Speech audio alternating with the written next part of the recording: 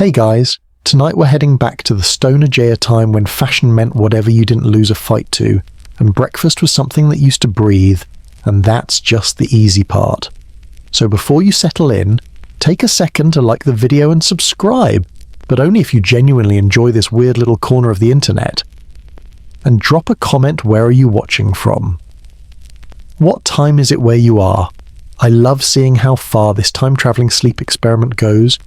Now dim the lights, maybe turn on a fan for that soft background hum, and let's begin tonight's journey right into a world where everything is either sharp, wet, cold, or edible, sometimes all of the above. You've made it through the night barely, only because nothing with teeth decided you looked snackable. The good news, you're still breathing.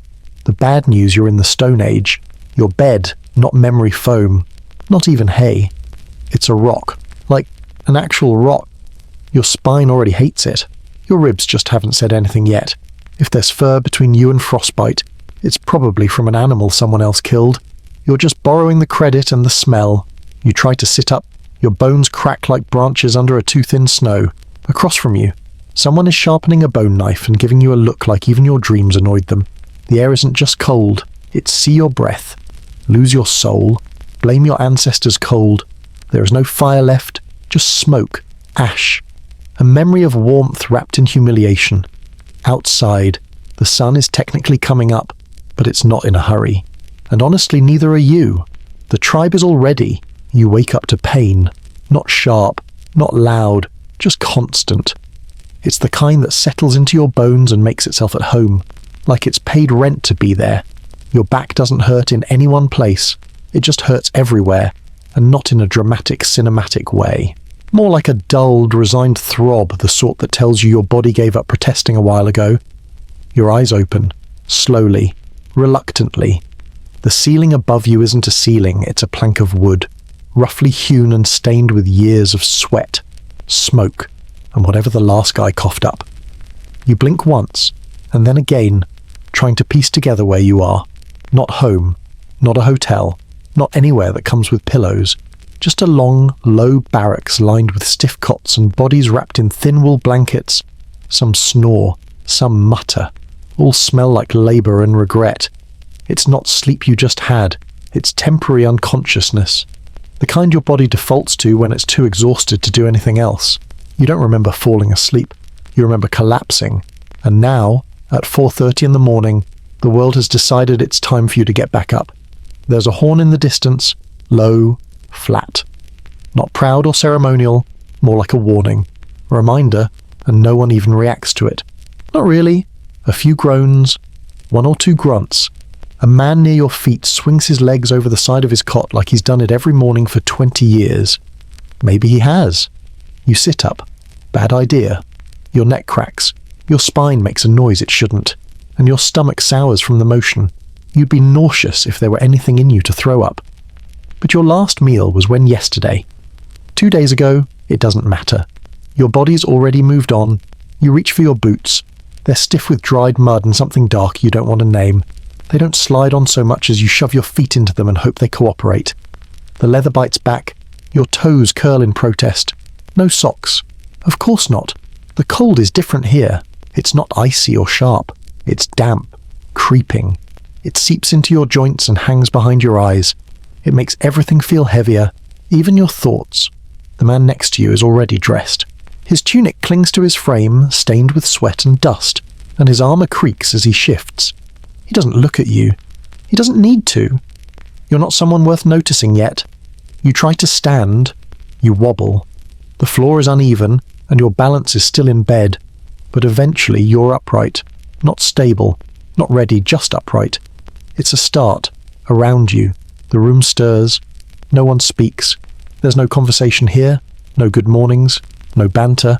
Only movement. Silent. Practiced. Grim. The clink of buckles. The soft drag of sandals across the wood. The faint rattle of weapons being checked. Cleaned. Strapped on. You're supposed to do something. You know that much. But your brain is foggy. Like someone filled your skull with cold smoke and told it to think clearly. You remember being told the schedule. Repeatedly. Loudly.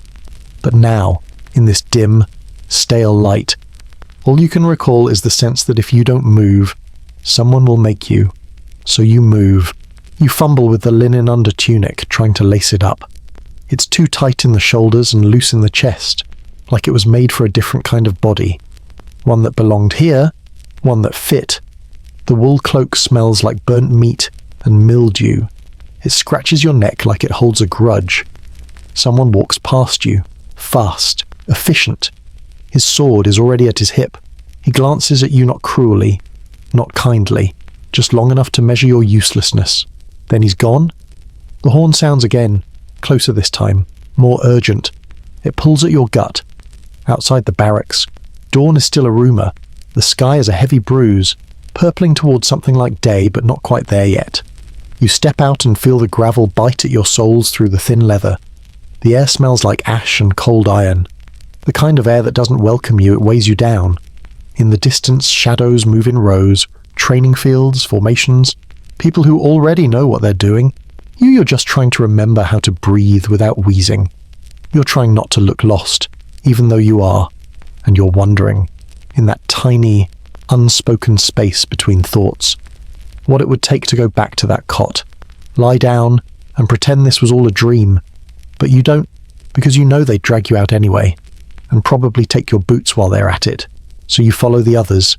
You shuffle forward, your body creaks, your breath fogs.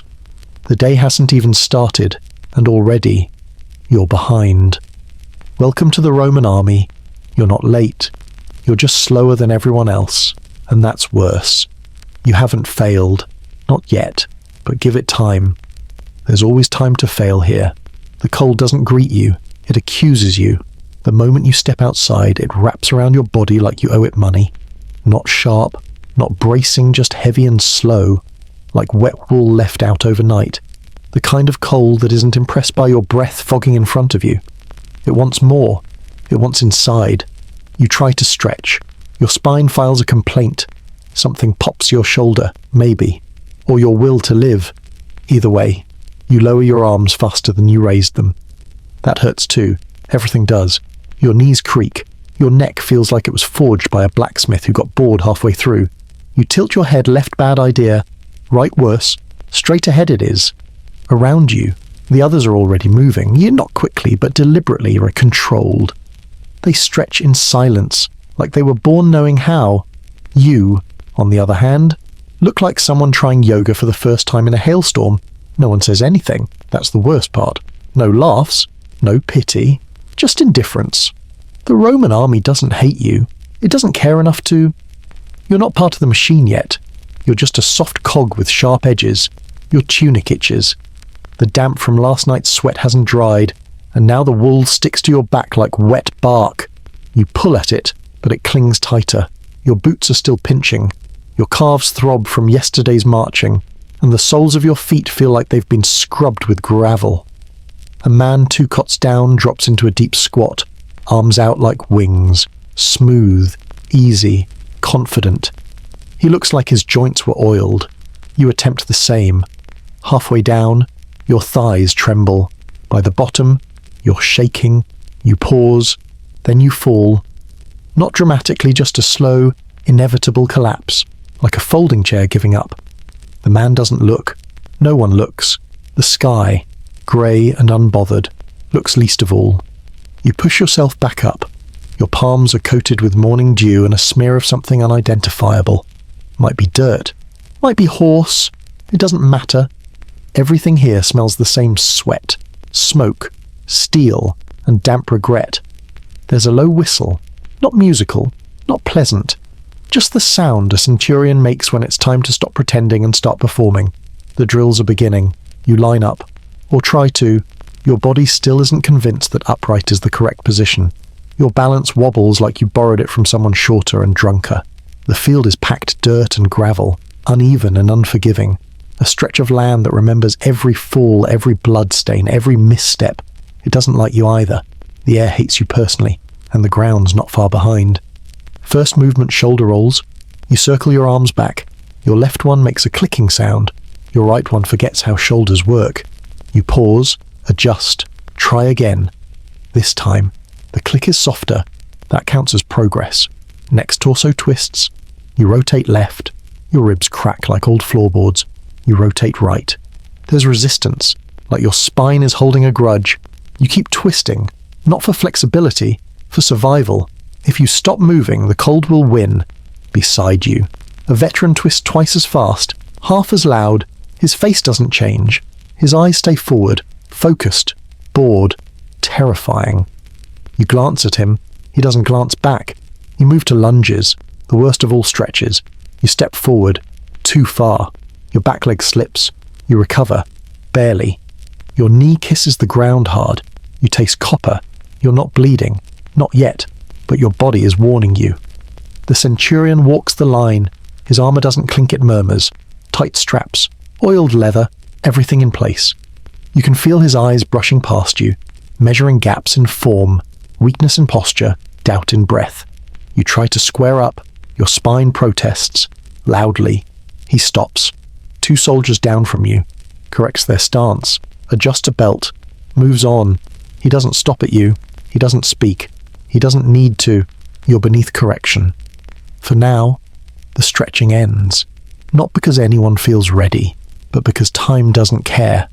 The sun has barely broken the horizon, and already you feel 10 years older. You rotate your shoulder one last time. It groans like an old hinge. You breathe in. The air bites. Someone sneezes behind you. No one reacts. Even germs here follow orders. You stand in formation, limbs shaking slightly, trying to mask it as readiness.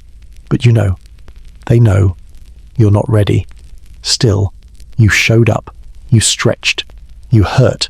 You're here, in the Roman army. That's not enough, but it's all you have right now, and the day has only just begun. There is no door. There is no wall. There isn't even a curtain. You shuffle toward the latrine pit in the early grey of morning, led by instinct more than intention. Your stomach has started speaking in its own dialect of cramps and gurgles, and the message is urgent. The cold air cuts around your legs, but the embarrassment cuts deeper.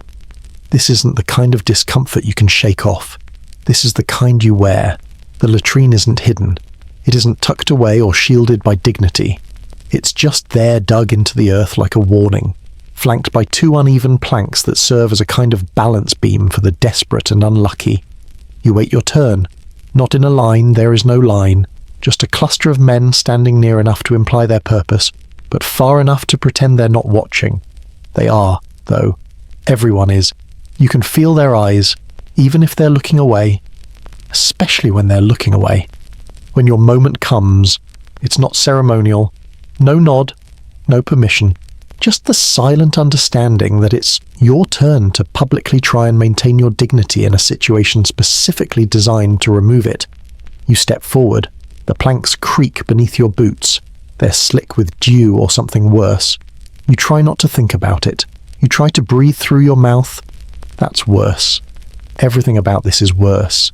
You try to squat. You miss. Your foot slips. One leg shoots out. You catch yourself, but just barely. Your arms flail like a startled bird, and your body tenses in ways it hasn't since childhood trauma. A snort comes from behind you. Not a laugh. Just an involuntary sound someone made when watching something almost funny but mostly pathetic. You don't turn to look. You don't need to. You know exactly what expression is on their face. You try again, slower this time. You hover, knees trembling, muscles twitching, shame pooling in places no one can see. There is no privacy. Not here. Privacy is a myth you once believed in, like hot baths or polite conversations. Somewhere nearby, someone clears their throat, not because they need to, just to remind you they exist, that you're not alone, that even this simple, universal, deeply human act's not yours, not here. The position is uncomfortable.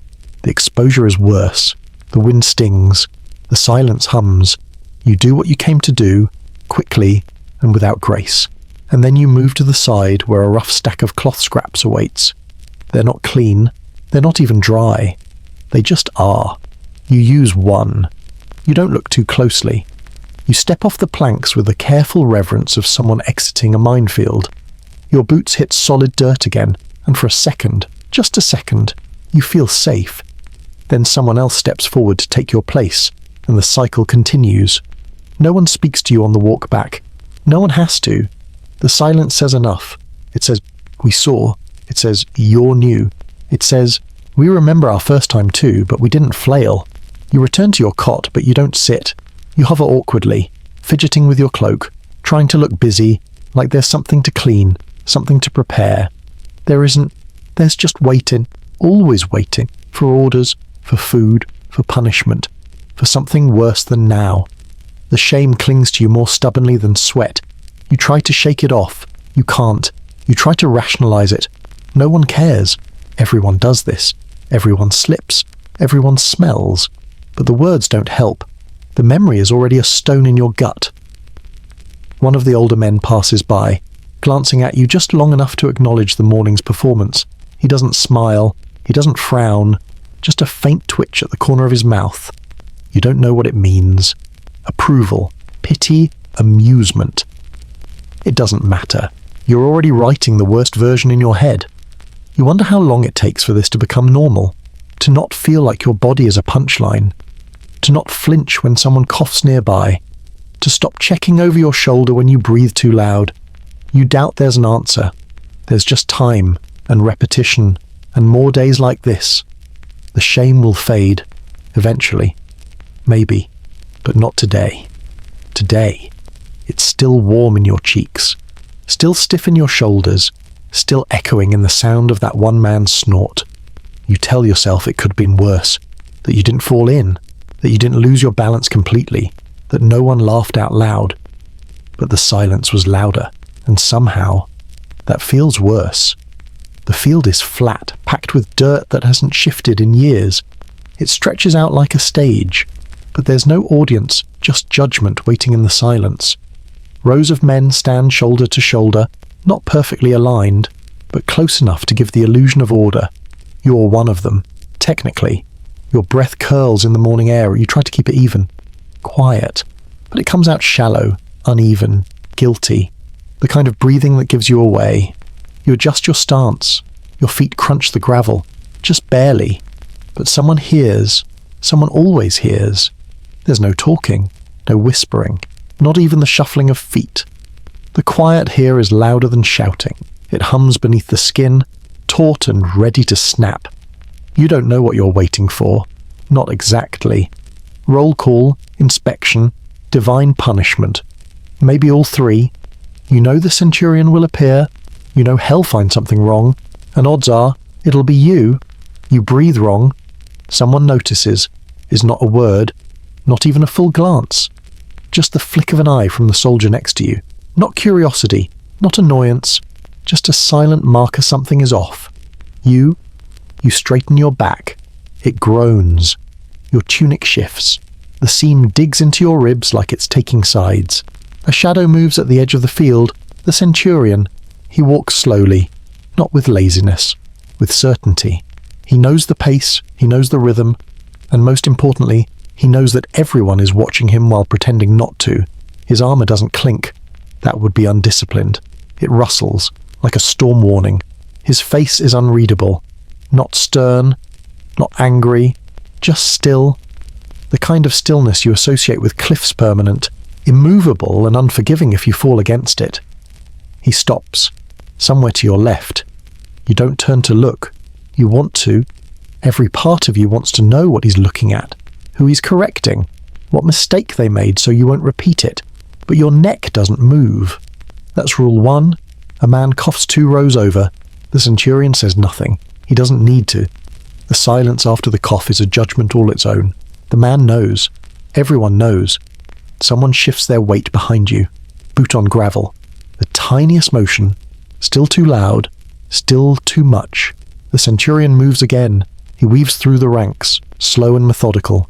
He stops sometimes. Adjusts a belt here. Reties a strap there.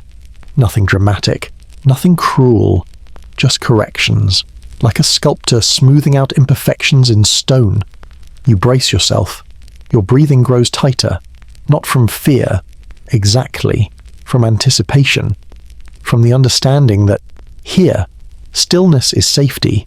Movement is risk. You can feel sweat beginning to form at your temples. The cold doesn't care. It slides down your neck anyway. The Centurion is getting closer. You focus on the horizon. It's still grey. No sun yet. Just clouds stretching like tired canvas. You imagine a warmer place, a quieter place, then realize this is the quietest place you've ever been, and that's what makes it terrifying. He stops beside you. You feel it before you see it. The subtle change in air pressure, the heaviness of attention. He doesn't speak. He doesn't touch. He looks. That's enough.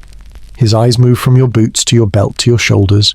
You feel each inch of his gaze like heat. You're standing correctly. You think. You hope. You pray. He pauses at your face. You don't blink. He stares. You breathe quiet, shallow, then shallower. Finally, he moves on. You don't relax. That comes later, if at all. The inspection continues. Men behind you are corrected. Men in front of you remain untouched. There is no pattern. That's the pattern. Eventually, the Centurion reaches the front. He turns, faces the formation. He doesn't speak. He raises one arm. The signal is subtle, but immediate. A second figure emerges, a scribe, carrying a wooden tablet and a wax stylus. Roll call begins. The scribe reads names. Slowly, one by one, each name is followed by a single word, present. No variation, no elaboration. When your name comes, you answer. Present. Your voice cracks, not loudly, just enough for you to hear it. No one reacts. That's mercy, or maybe discipline. The names go on. You don't recognize most. You might never. You're not here to know people. You're here to become invisible. Finally, the last name is called. Silence returns. It settles over the group like a blanket you didn't ask for. The Centurion lowers his arm. Another gesture. The signal to begin the day. Still no words. The formation breaks. Not all at once. In small movements. Quiet ones. Everyone knows where to go. What to do. You don't. So you wait. You wait until someone near you steps forward. Then you follow. Not close. Just enough to blend in. To disappear. Because here, disappearing is safer than being seen.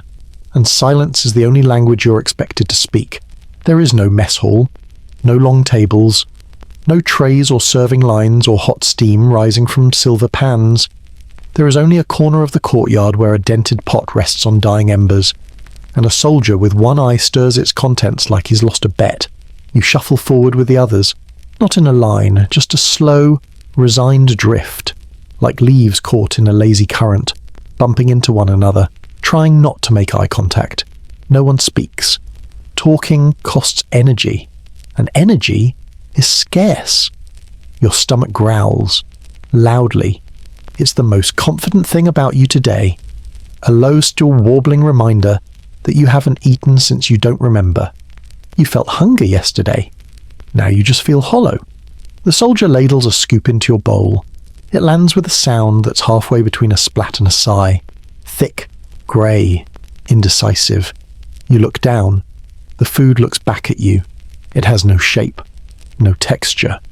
No smell except something faintly metallic and vaguely damp, like boiled rust. There's a piece of something floating under it, vegetable, maybe animal, possibly eyeball. Hopefully not. It bobs once, then sinks. You stare at the spot it vanished, wondering if it was ever there to begin with. You move to the edge of the courtyard. No tables here either, just crates, stones, or the dirt itself. You sit on a low step, knees up, bowl in hand, trying not to spill. Not because you're afraid of losing food, but because you're afraid of what happens if they think you're careless. Around you, others eat, not quickly, not hungrily, just efficiently, like machines programmed for survival. Their jaws move in a rhythm that suggests practice, not pleasure. You lift a spoonful, it wobbles, you hesitate, you chew, you lose. The taste is not bad, not good, not anything. It's wet and warm, and it fills your mouth the way fog fills a valley. There's a grit to it, maybe ground barley, maybe sand. You swallow, it scratches, your throat rebels. Another spoonful. You find something solid. You chew carefully, it resists, then yields. Probably a root, possibly a tendon, definitely a mistake. You glance up. No one is looking at you. Everyone is looking at nothing. They stare at their bowls, at the ground, at the wall. Like if they focus hard enough, they'll forget where they are. Someone coughs behind you, a wet, heavy sound. They keep eating. You do too. Your hands are trembling now, not from fear, from fatigue. Holding the bowl is effort. Lifting the spoon is harder. You set it down for a moment. Rest your arms on your knees. The cold from the stone seeps into your skin, deeper than you'd like. You try to drink the last of it. You tip the bowl and let the liquid slide into your mouth. It's hotter than expected. It burns slightly, a surprise. But the warmth feels good, real. For a moment, you let it sit there, holding on to the illusion that you've been nourished. You wipe your mouth with the back of your hand. It leaves a smear of what? You're not sure. You don't bother cleaning it. The man beside you finishes and stands. He doesn't speak. He doesn't look at you. Just leaves. His bowl clatters as he drops it into a barrel of dirty water. You rise, slower. Your knees complain. Your ankles threaten rebellion. But you manage. As you walk to the water barrel, you catch a glimpse of another recruit new, like you spilling part of his ration. Not much, just a splash. A blot on the ground. He freezes. A nearby officer turns, sees the mess, says nothing, just holds out a hand. The recruit places his bowl into it. The officer tosses it aside, then walks away. The recruit does not eat again. You rinse your bowl. The water is brown, opaque. It coats rather than cleans. But it's what you have. You shake it once, set it down, and move away. Your stomach still aches. Not with hunger now, with disappointment. Like it expected a rescue and got a reminder instead. You thought food would help, that maybe warmth and fullness would give you a sense of strength. It didn't. You're still weak, still sore, still waiting for a break that never comes. Breakfast is not a meal. It's a checkpoint. You passed, barely, and already, the next trial is waiting. The training field is a square of packed earth framed by wooden posts. There are no walls, no shade, no spectators, just a dozen men in formation, and you at the end of the line, holding a wooden practice sword that feels too light to be real and too heavy to be harmless. The centurion barks something you don't understand. It's Latin, or maybe sarcasm. Either way, your body reacts before your brain. You raise your weapon, elbows locked, feet uneven, already wrong, already behind. You hear the snap of feet striking dirt in unison. A dozen practiced bodies step forward, shift weight, present shields. You follow half a beat late, swinging your arm like you're swatting at air. Your stance is off. Your timing worse. Training is just survival in costume. The centurion walks the line with a vine staff in one hand, the other resting casually on his belt. He moves like a man who's seen real blood and doesn't miss it. Every so often, he smacks the back of someone's knee or shoulder, not hard, but precise. A correction, a reminder, a message. You brace yourself. He walks past. For now. Your partner is a wiry man with scars on his knuckles and boredom in his eyes. His stance is relaxed, but not lazy. He's not nervous. He's already finished rehearsing this moment in his head. You haven't. He lunges. Fast. Not with anger, not with noise, just precision. You block too slow. You bleed. The edge of his practice sword scrapes your forearm, drawing a thin line of red. It stings. Not enough to cry out, but enough to know exactly how far you are from prepared. He doesn't apologize. He doesn't smirk. He just resets his stance, waiting for you to try again. You raise your sword. It feels heavier now, like it's punishing you for using it wrong. Second pass. You step in, swing. He dodges easily. Your balance shifts forward, and your foot slides in the dirt. He taps your exposed ribs with the flat of his weapon lightly, but deliberately. You flinch. The sting of contact is nothing compared to the heat crawling up your neck. A few men down the line, someone laughs, not loud, not cruel, just loud enough. You reset. Again. The centurion circles back. He watches for 3 strikes, says nothing, moves on.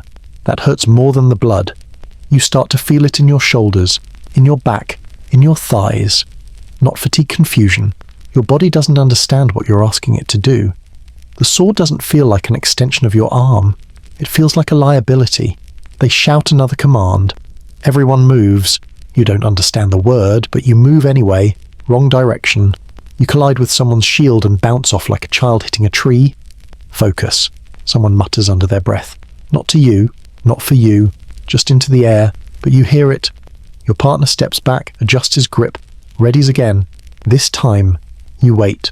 He swings high. You duck. Good. You pivot. Better. You swing. He steps back, and your sword misses him entirely. You follow through too far. He punishes its swift jab to your exposed shoulder. The wood cracks against bone. You bite your tongue to avoid a sound. You stagger back, regain footing, raise your sword again. You've lost count of the exchanges. The drills blend together. Block, strike, miss. Block again. Each one reveals a new mistake. Each movement adds weight to your arms. Someone beside you drops his sword. A punishment follows immediately. A blow to the thigh with the centurion's staff. He stumbles, recovers, picks up the weapon, and says nothing. You grip yours tighter. Your hands are sweating now, despite the cold. The sword handle slick. It turns slightly in your grip. You adjust. You swing. Too wide. Your partner ducks and jabs again, this time at your gut. The breath goes out of you like someone opened a valve. You bend over, gasping. Not dramatic. Just emptied. Again. Your partner says, first word he's spoken. You nod. Rise. Barely.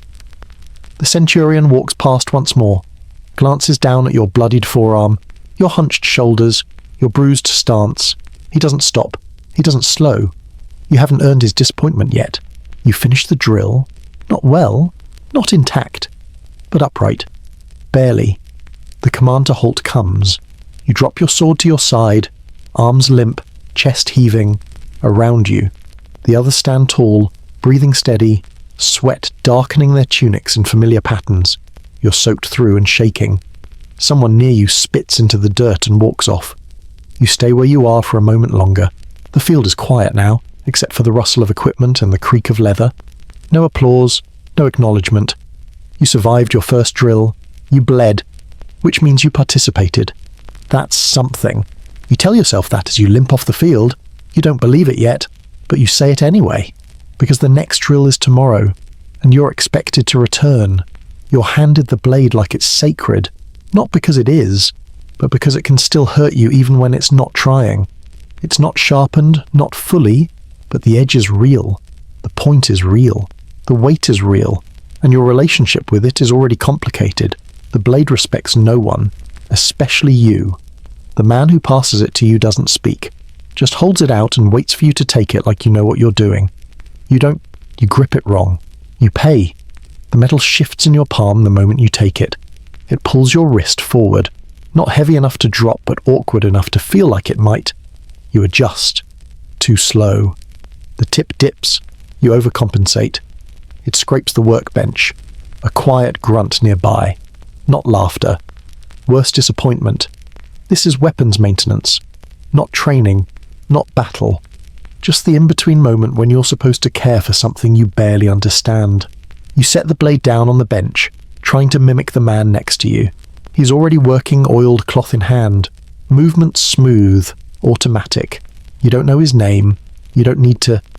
His knuckles are scarred, and his hands are stained black at the edges. He belongs here. You do not. There's a pile of rags in a box beside the bench. You grab one. It's damp. Smells like iron and old sweat. You begin to wipe the blade, slowly, hesitantly. The cloth catches on a burr along the edge. A loose thread pulls free. You don't notice until it coils around your finger like a noose. You flinch, drop the rag. The blade clatters. Not loud, but loud enough. No one looks, but they heard. Of course they did. You pick it up again, this time with more care, less confidence. You press the cloth along the flat, dragging it from hilt to tip. You miss a spot, then two. You go over them again. Now there's a smudge. You spread it. Now it's worse. The man beside you flips his blade effortlessly, works the hilt with one hand, inspects the edge with the other. He dips a corner of his rag into a shallow bowl of oil and applies it to the blade with quiet reverence. Not showy, just precise. You try the same. The oil sloshes over the edge. Your rag is too wet. The metal turns cloudy. You pretend it's fine. It's not. You reach for the whetstone. It's heavier than you expect. You almost drop it. Your fingernail scrapes against the grit. It peels back just enough to hurt. You set the blade against the stone. Angle awkward. You drag it once. Wrong direction. The rasping sound is off. You do it again. Sparks flick. One jumps to your wrist. You hiss. Quiet. Still. Someone hears. The centurion walks past. He doesn't stop. But you feel it, the weight of his gaze, even if he never turns. He's cataloguing your failure, filing it somewhere, ready to retrieve it when it matters most. You change your grip. Better. You pull the blade across the stone in the proper direction this time. The sound improves. Slightly. You focus. Repeat the motion. Over and over. Like repetition will hide your uncertainty. You work the edge too much. It curls slightly. You don't notice. Beside you, the other man sheathes his sword. Clean, dry, oiled, balanced. He glances once at your hands, at your blade, at the oil-slicked rag you're still using, then away. That glance says everything. You're not dangerous. You're not even useful. You're a liability wrapped in good intentions. You wipe the blade again. It's better now. Not good, but better. You place it down, edge facing away. At least you remember that part. Someone across the bench sneezes. A fleck of spit lands on your sword. You wipe it quickly, pretending you didn't notice. They didn't apologize. No one does. Apologies are for equals. A new task begins cleaning the hilt. You pull the grip apart. You're not supposed to. You don't know that. You find out when the leather unraveling in your hands won't go back the way it came. You hide the mistake with your palm. A horn blows in the distance. Not urgent, just directional. A signal to move on. You reassemble what you can. Your hilt is looser now. It feels wrong, like it remembers you. You place the sword into the rack at the end of the table. It doesn't fit cleanly. The angle's wrong. You twist it.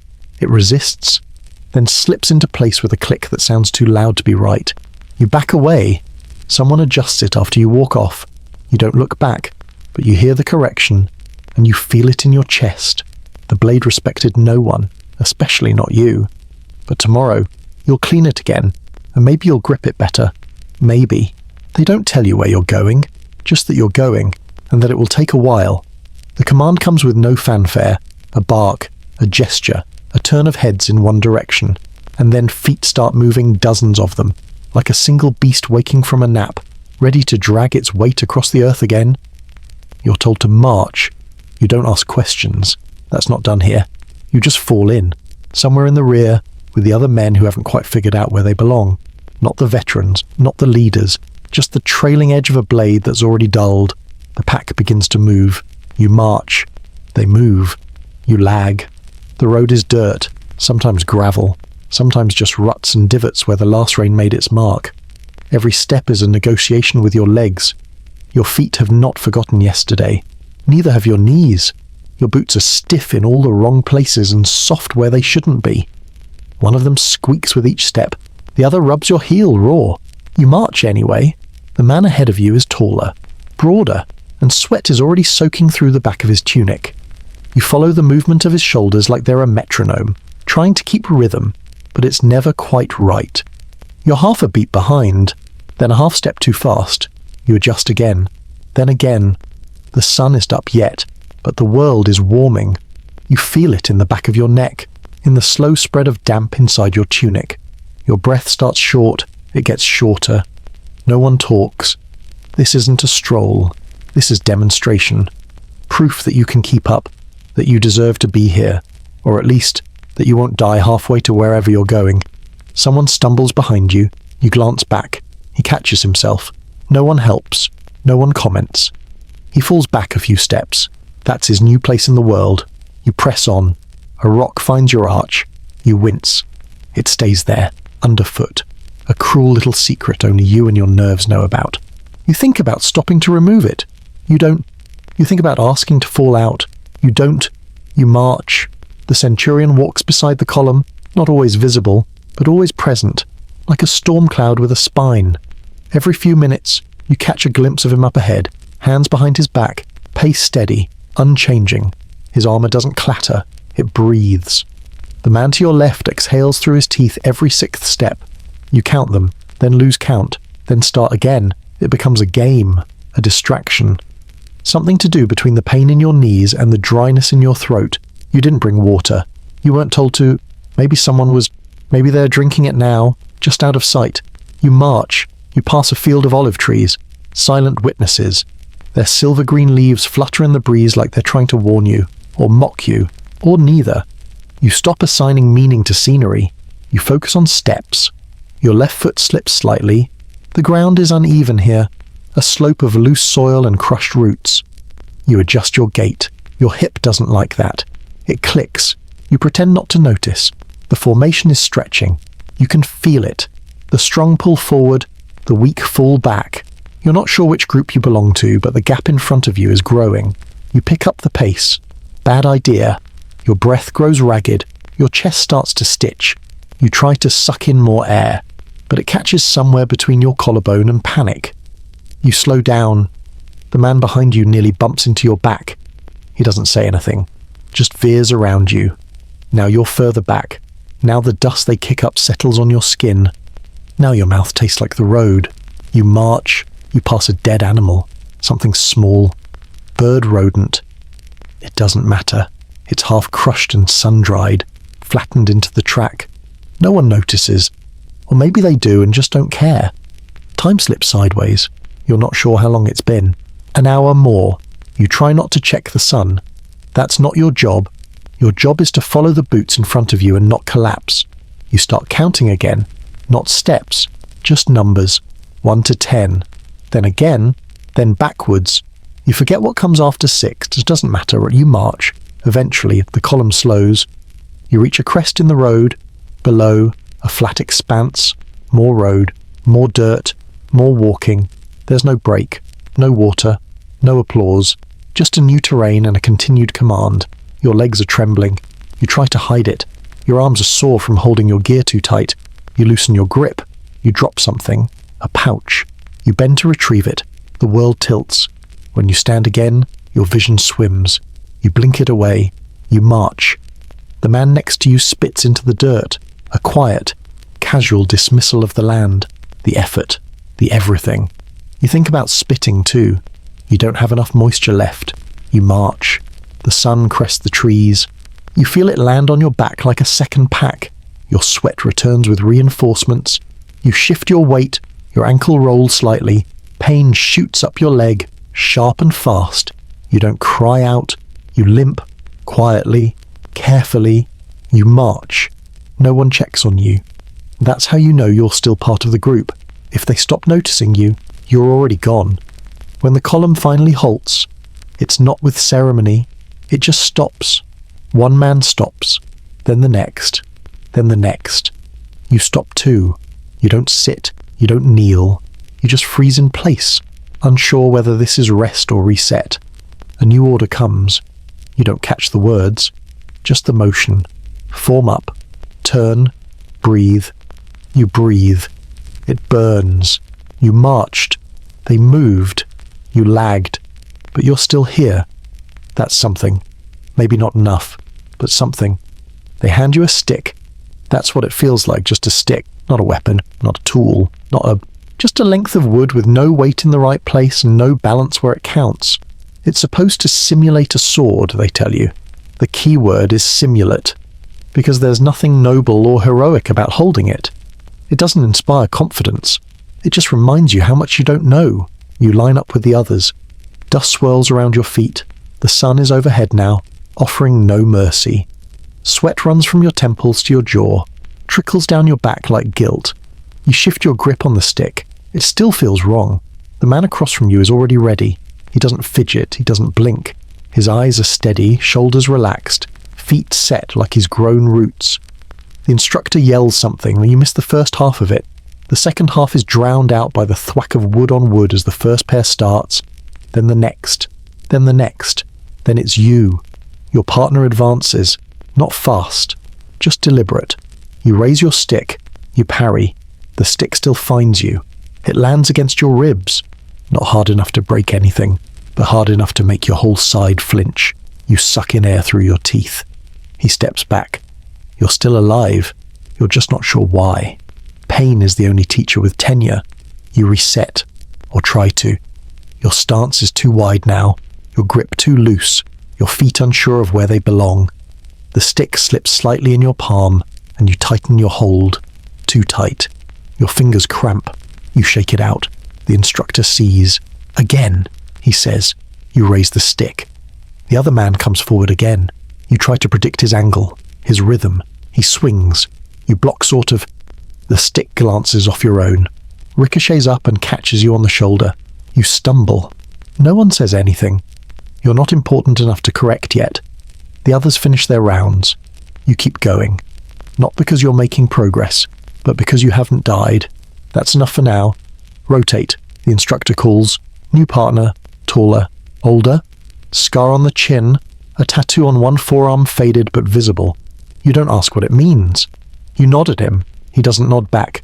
The bout begins. This one doesn't test you first. He lunges. No build-up, no warm-up, just motion. His stick blurs in the air. You try to meet it. Your stick turns in your grip. Wrong angle. The blow crashes into your thigh. Your leg folds. You fall to one knee. Breath caught halfway to a scream. You don't cry out. That's something, so you just breathe shallow, ragged, through clenched teeth. He waits for you to get back up. He doesn't offer a hand. He doesn't need to. That's not how this works. You stand. It takes effort. Everything does now. You adjust your grip again. Try to remember the instruction stance firm. Weight forward, arms loose but ready. You do all of that. Or try to. He comes in again. You parry. This time you catch the blow.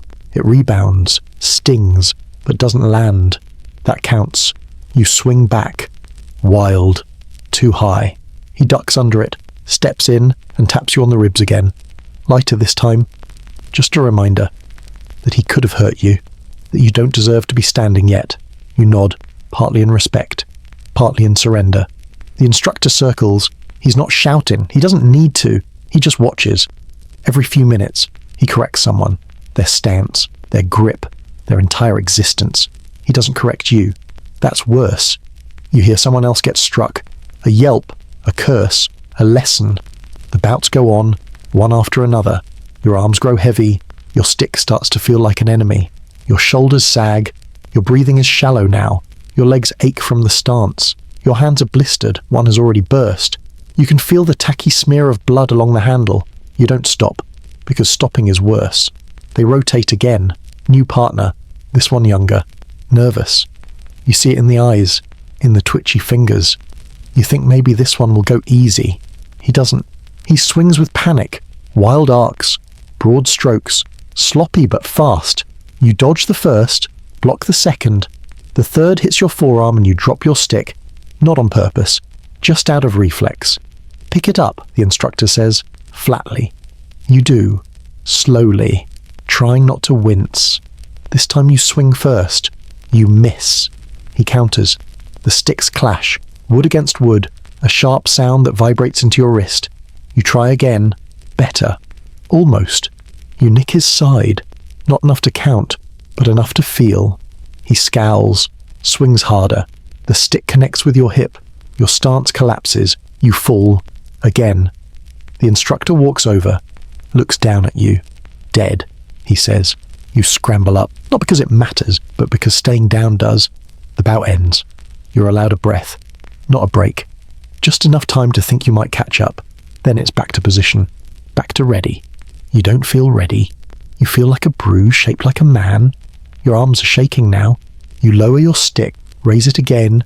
Your shoulders hate you. Your thighs no longer bend correctly. Your stance wobbles. Your vision narrows. Someone steps up. Another partner. You don't even register their face anymore. Just the shape of the weapon in their hand. You nod. They nod. The round begins. You parry. The stick still finds you.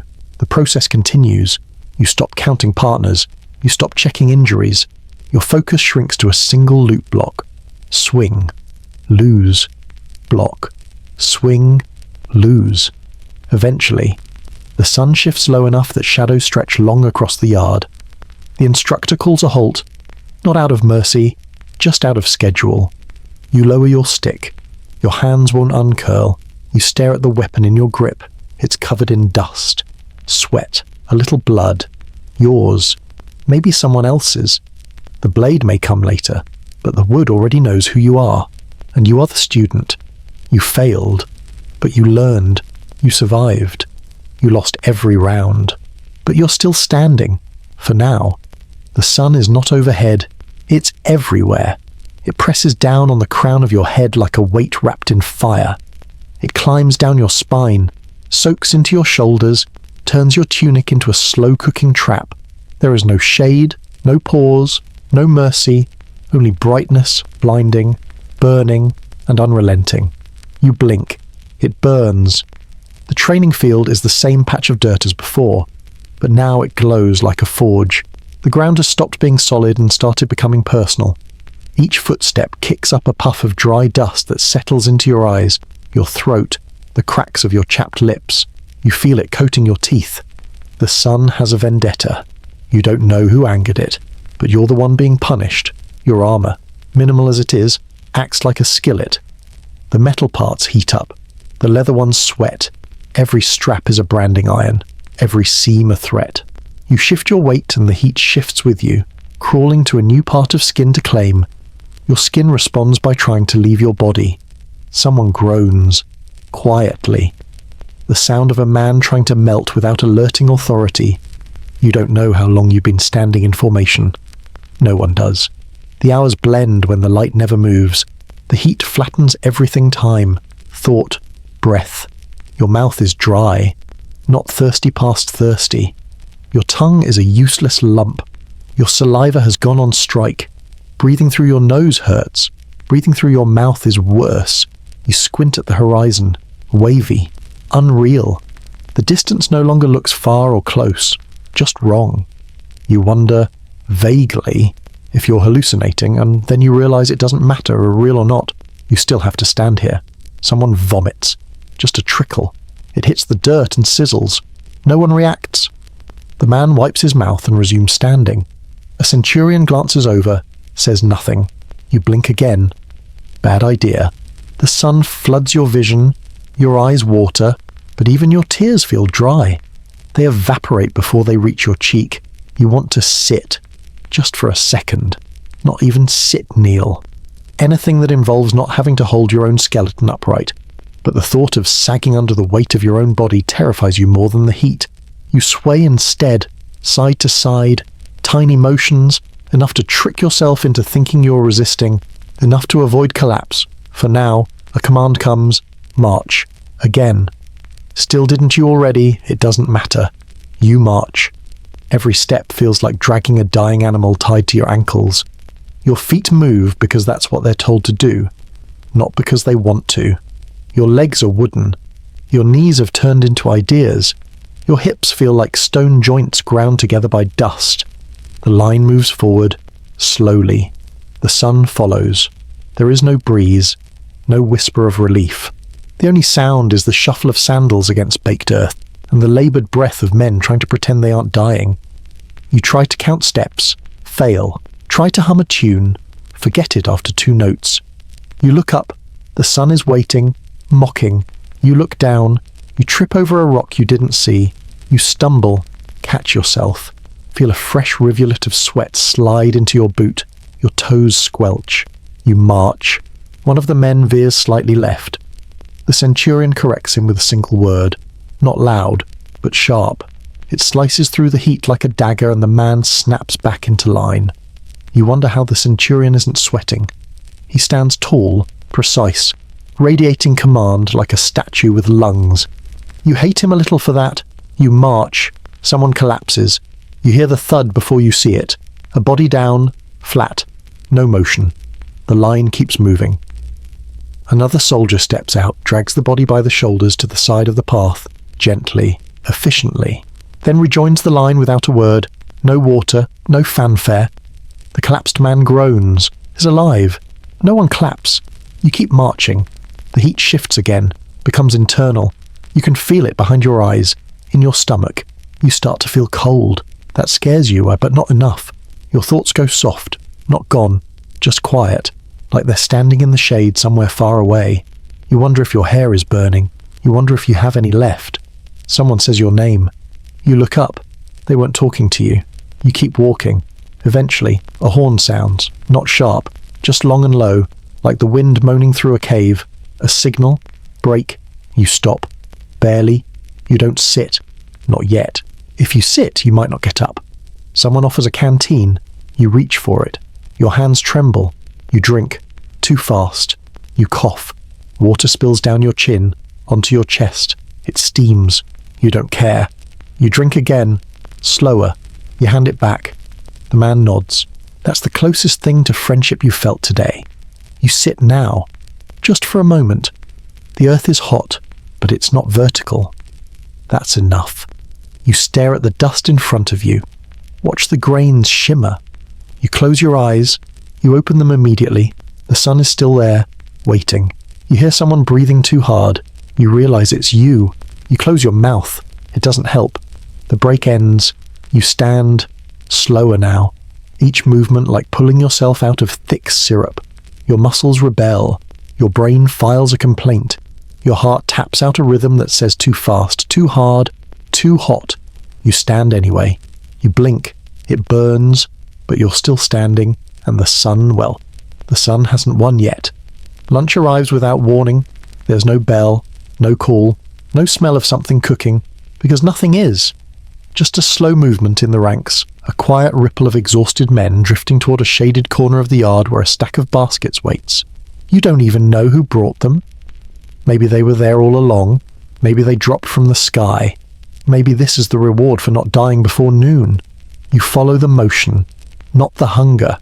Your stomach gave up protesting sometime during the march. Now it just sulks, a hollow echo chamber beneath your ribs. The kind of hunger that doesn't growl anymore just settles in like a roommate who stopped speaking to you weeks ago. There is no line, just a collective agreement to suffer in proximity.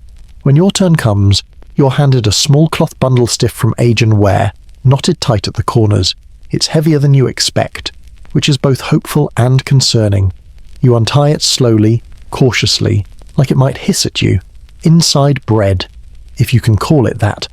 A slab of something that used to be dough, now more closely related to stone. Flat, dry, edges uneven, surface scorched in some places and pale in others. A few crumbs fall out and vanish into the dust. You stare at it. It stares back. Flavor is for victors. You take a bite. Your mouth disagrees. It doesn't crumble. It resists. Your teeth sink in, and the crust fights back like you're chewing through a sandal. The inside isn't soft. It's just less hard. You chew. Slowly. Repeatedly. You try not to think about moisture. There is none. Someone beside you adds a smear of something to his bread oil. Maybe, or animal fat. He eats with the efficiency of someone who's done this 1,000 times and hated it every time a little less. You take another bite, smaller this time. Your jaw aches. Your tongue rebels. Your throat considers going on strike, but you eat. Because not eating means explaining why. And explanations aren't welcome here. Questions even less so. You sit on the edge of a low wall.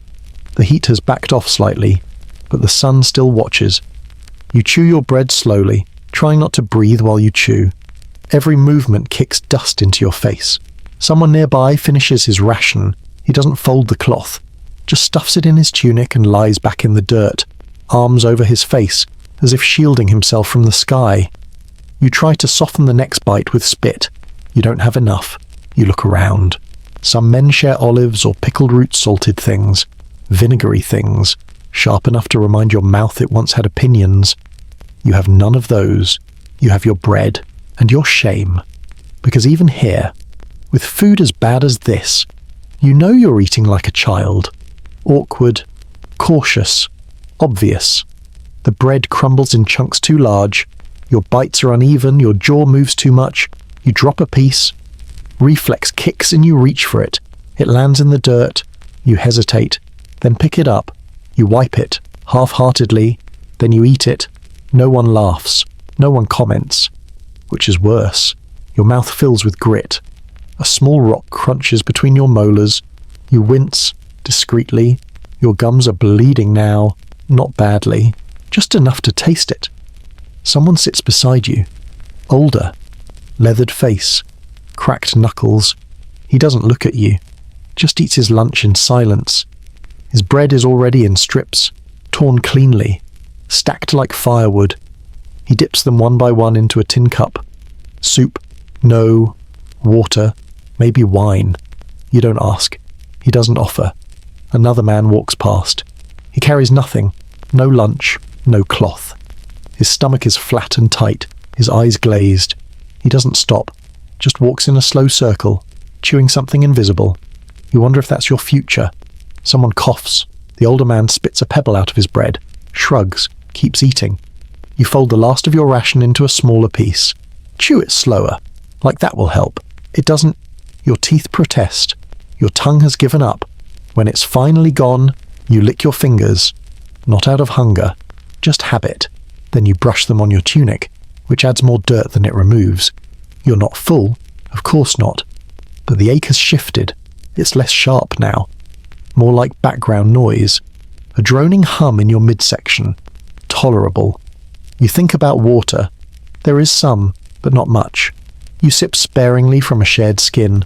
Warm, metallic. Tastes like whatever lived in it last. You don't care. You lean back. Just a little. Hands on the ground. The earth radiates heat into your palms. The air still tastes like ash. A fly lands on your arm. You brush it away. It returns. You stop brushing. The instructor passes by, scans the group, says nothing. You sit straighter.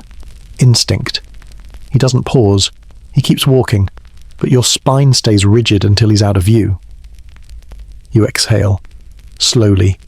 Lunch is over. Not by announcement, not by bell. Just by the slow collection of standing bodies and crumpled cloths. People rise, shake dust from their legs, stretch, groan. You rise too. The bread sits in your stomach like an accusation. It will stay there for hours, reminding you that you ate and that you're still not satisfied. But that doesn't matter. This wasn't lunch. It was compliance. Another box ticked. Another moment survived. And now the afternoon begins.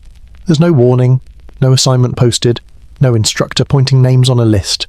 Just a rope dropped in front of you, thick and frayed, attached to something too big to be dragged without several curses and some divine intervention. You grab it anyway, so because everyone else does. Because the wheel is already creaking forward, and you're not about to be the man still sitting when motion starts. Because asking what this is for will only get you extra work or worse. An answer. You try. You fail. You try quieter. The object is a cart, not a large one. Not by Roman standards, but heavy in the wrong ways. One of its wheels is uneven, cut from raw wood that never wanted to be round. It groans like an animal every time it turns. You lean in, push. The wheel sinks. You follow. The dirt is too soft, or the wheel is too blunt, or maybe you're just unlucky. Either way, your foot disappears into the path up to the ankle, and your forward momentum carries your knee straight into the frame. Pain blooms sharp and fast. No one stops. You catch yourself, reset your stance, push again. The cart inches forward. Your hands burn against the rope. It cuts across your palms like it has something to prove. You switch your grip. Doesn't help. You wrap the rope once around your forearm. Bad idea. Now you're tethered to failure, and the cart hits another rut. Stops. The men in front grunt. Someone shouts, not in anger, just frustration at the road, at the cart, at the fact that this is what afternoon means now. You try again. Push from the legs. Keep your back straight. Don't groan. Don't make it worse by sounding like it hurts. You move a few inches. You tell yourself there's victory. Then the rope slips. You stumble back. Foot catches. You land hard. Dust explodes around your ribs. You suck in air, cough it right back out. Someone walks past you with another rope. Doesn't stop. Doesn't ask. You get up. Slower now. Slower than you'd like. The cart waits. You reset your grip. Push again. The heat has found its way under your tunic, under your skin. You're sweating like a leaking wineskin. Everything smells like effort.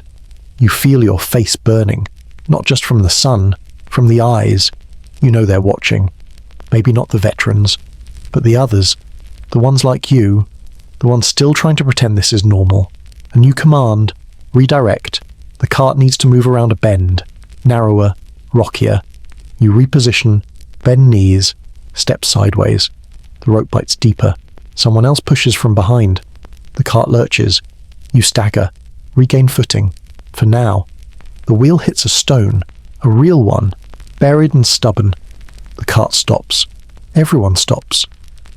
A silence hovers, just long enough to feel like judgment, then movement. The instructor appears, silent as always. He squats next to the wheel, inspects the obstruction, doesn't speak, stands, looks around. His eyes land on you. You freeze. He gestures dig. You drop to your knees, fingers clawing at dirt that doesn't want to move. You don't have tools, just your hands, just your will. The others watch, briefly, then turn away. This isn't their shame. You dig. The soil clings to your nails. A root wraps around your finger like it wants to keep you. You pull. It snaps. Finally, the rock reveals itself. Big. Too big for hands. You brace. Push with your shoulder. It shifts. Then gives. You fall again. Backward this time. And the stone rolls to the side like it was never a problem. The instructor nods. Walks off. You stand. Return to the rope. You pull. Again. Still. Always. You don't remember how long it's been. The shadows haven't moved. The sweat has. It's everywhere now. You blink it out of your eyes. Taste it in your mouth. Salt and dirt. You reach the end of the path. The cart arrives at its destination, a pile of sandbags or stones or crates. You're not told what's in them. Doesn't matter. You drop the rope. Your hands don't open right away. They're locked. Shaking. Someone hands you a ladle. You drink from a barrel. The water is warm, metallic. Tastes like everything but relief. Then another cart appears. You don't ask. You grab the rope.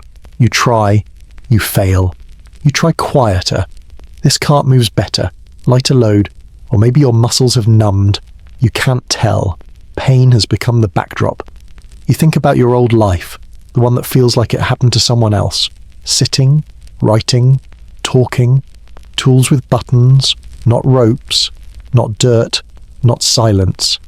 The thought makes you laugh, quietly, just once. It dies in your throat. You focus, push, pull, grit your teeth. At one point, a wheel breaks, clean split. The cart leans, crooked, impossible to move now.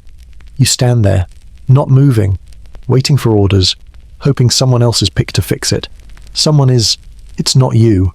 You get reassigned, sandbag duty, lift, carry, stack. The bags are heavy, damp, smell like mildew and old blood. You squat, grab one. It slouches in your arms like a tired animal. You carry it 10 steps. Drop it, not throw, not place. Drop. You stack another, then another. Your spine curves the wrong way. Your shoulders throb. Your thighs pulse with quiet hatred. You keep going, you try. You fail. You try quieter. The sun tilts westward. Shadows grow longer. You hope that means something. A shout. Final load. You carry one last sack. It splits slightly at the corner. A slow trickle of grit falls like blood. You pretend not to see it. You place it. Step back. Someone checks your work. Doesn't comment, which means passable. You sit, finally, back against the side of the shed. Legs out, palms up, eyes closed. You hear the cart creak again. Not yours. Someone else's turn. You don't feel proud. You don't feel strong.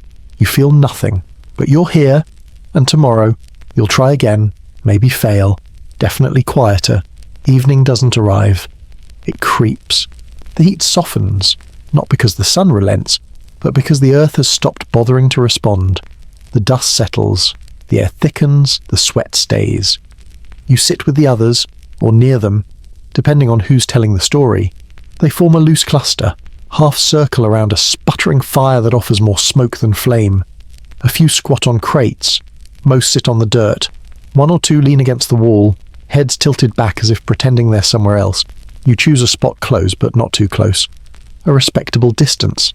enough to hear the fire crackle and the occasional murmur of conversation, but not enough to be included. Warmth is measured by how far they sit. You're cold, not physically, not yet, but somewhere beneath your collarbone, beneath the ache of muscles and the throb of blistered hands, there's a hollowness, a kind of quiet that settles in when you realize no one is waiting for you to speak. You try anyway, a simple line, a comment about the day. Not even funny, just connective. You speak. They look away, not rudely, not with scorn, just the practiced dismissal of men who've decided who matters and who doesn't. You don't. You watch as one man pulls out a folded scrap of parchment news from home, maybe, or a note he's read 100 times and still keeps. Another sharpens a knife with idle strokes, not because it's dull, but because movement soothes him. 2 others share a small, dented flask. They pass it between them without words. You pretend not to notice. Someone laughs, soft, sudden. You glance up, miss the joke, catch the smile on someone's face just as it fades. You smile too. No one sees it. You sit back, let the fire's smoke roll over your boots. You cough, once, but quietly. The others shift slightly closer together, not dramatically, just enough. You're on the outside, not because they hate you. That would require engagement. You're nothing yet. A shadow approaches the fire, another recruit. He says something low to the group, something that makes 2 of them laugh. One nod, they make space for him. A narrow wedge opens, like a jaw accepting familiar food. You don't move, your legs are stiff, your back aches, but it's not pain keeping you still. It's calculation. If you shift closer now, it'll be noticed, the wrong kind of noticed. You stay where you are. The conversation returns. You can't follow all of it. Some words are dialect. Some are jokes about men you don't know, places you've never been. You try to listen anyway. Someone says something about the next drill, another about rations, then something crude, something bawdy. They laugh again. One slaps the shoulder of the man next to him. You chuckle. Too late. Too soft. It dies in your throat. You look at the fire instead. It's fading. The wood is damp. It hisses more than it burns. One man prods it with a stick. Embers bloom briefly, like hope, then dim. You pull your cloak tighter, not for warmth. For company. You wonder how long this lasts, this invisible wall, this gentle rejection that requires no words, just space and silence. Someone stands, stretches, walks away. Another follows. Slowly. The circle dissolves. Pairs peel off. A few drift toward the barracks, others toward latrine or water or nowhere in particular. You rise too. No one acknowledges you. No nod. No parting word. You didn't expect one. Still hurts. You take the long way back to your cot. The path curves behind the storage tent, past a row of spears leaning against the wall like forgotten promises. The air is cooler here. Still. Heavy. You pass a man standing alone, staring up at the sky. He doesn't see you. Or if he does, he chooses not to. You keep walking.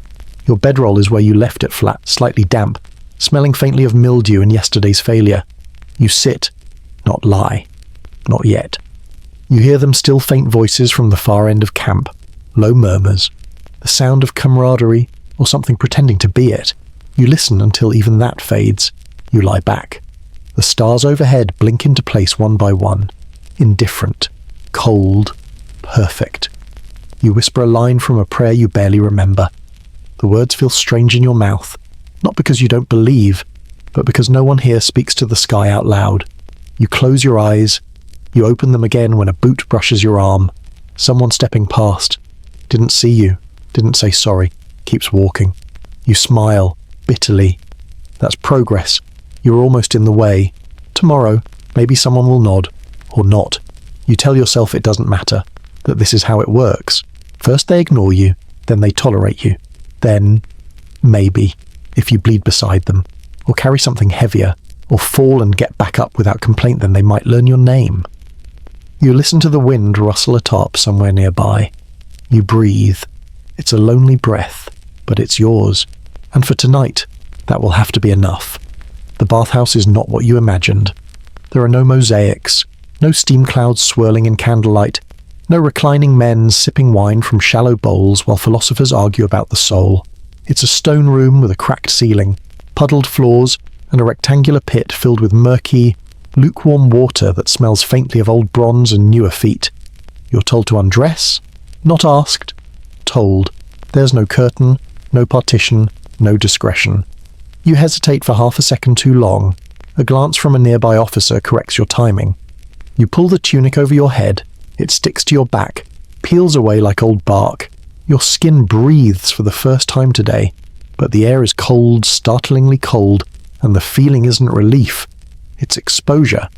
You step forward with the others, feet slap wet stone. No one speaks. The first man into the pool barely pauses.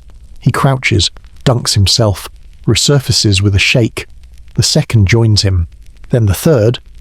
By the time you reach the edge, 5 bodies are already half submerged, water lapping around their waists and elbows, heads tilted back, eyes closed, not from pleasure, but from ritual. You step in. The temperature is nothing. Not warm, not cold, just confused. It shocks your legs only because you're so raw. The water bites at every open cut, every blister, every chafed seam. You go deeper. The stone beneath your feet is slimy in places. You try not to think about it. Try not to feel the grit clinging to your shins. You submerge to your waist. The water laps your belly, creeps along your ribs. You clench your jaw. You feel your back tighten. Someone beside you exhales through their nose, long and slow. Not relaxation, bracing. There's a bucket in the corner. One man fills it, dumps it over his head, then scrubs himself with a rough cloth until his skin turns pink.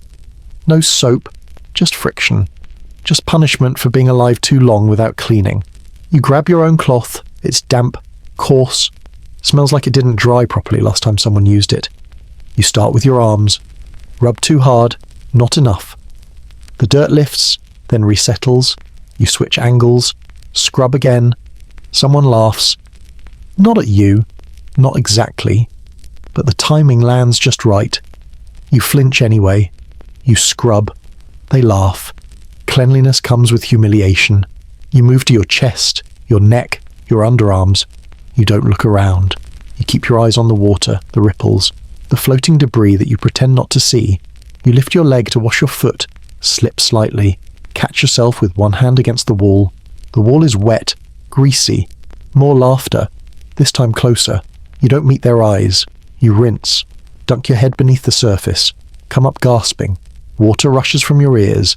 The world muffles, then returns.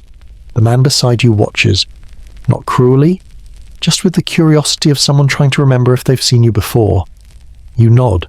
He doesn't nod back. You scrub your back, awkward, inefficient. You reach, twist, pull muscles in places you didn't know existed. You miss spots. You know it. Someone offers you a longer cloth more like a rope. You blink, take it. No words. You loop it behind you. I saw it across your back. The sensation is both satisfying and shameful. You wonder how many others have done this. You wonder how many learned the hard way. You finish. You stand there, dripping, not sure what comes next. Someone gestures toward the far end. You follow. There's a slabstone, flat, slightly raised. People lie on it one at a time. Another man scrapes them with a curved tool, metal, dull, designed to remove whatever the water didn't. You watch. He drags the scraper along someone's back. Brown streaks rise. The man grunts, not from pain, from endurance. Then it's your turn. You lie down. The stone is cold, unforgiving. Your skin sticks. Scraper begins. Neck, shoulder blades, lower back, legs. Every pass removes something: dead skin, sweat, regret. You hiss once. The man pauses, then continues. A little harder. You clench your fists. You grit your teeth. You try to remind yourself this is tradition, that Roman soldiers do this, that centuries of grit have been erased this way. You still feel like a peeled fruit. When it's done, you're helped up not kindly, just quickly. Like moving cattle, you rinse once more. Briefly, you exit. There's a stack of linens by the door, rough towels. You take one, dry yourself in shivering swipes. You dress slowly, damp skin against coarse fabric. Your tunic feels looser now, but not better. Your belt finds the same sore spot it always does. You look at the others. They seem cleaner, not just on the outside, calmer, sharpened. You feel raw, but somehow lighter. The bathhouse clears. The sky outside has turned the colour of dying coals. The sun retreating behind the camp's outer wall. The world smells faintly of smoke and citrus. You step outside. The breeze touches your clean skin differently, almost gently. Almost. You walk back toward the barracks. Your feet slap softly against the packed dirt. You pass someone who nods. You nod back. This time, you're not ignored. Small victories. You don't smile, but you remember it. Tomorrow, the dirt returns. The sweat, the pain, the cart, the shouting, the weight.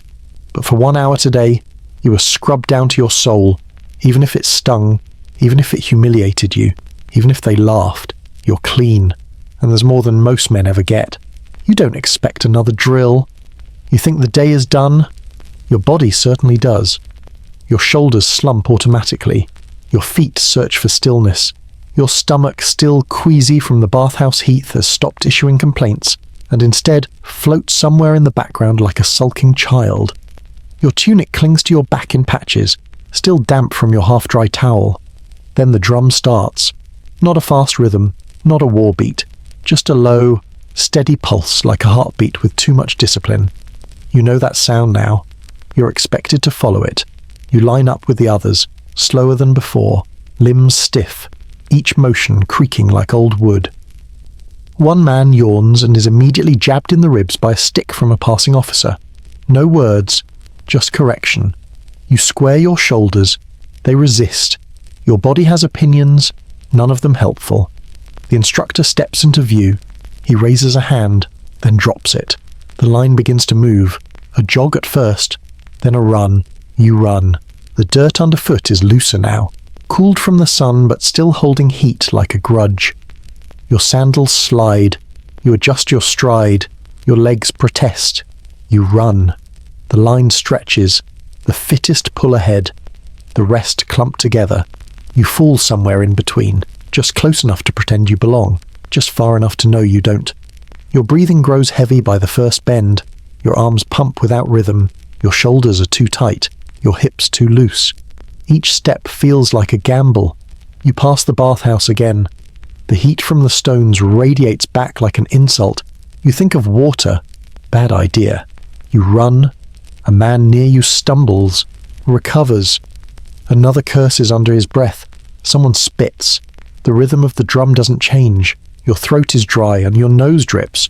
You wipe it on your sleeve. The wind, if there is any, slaps your cheeks with stale dust. You run. Then it hits you.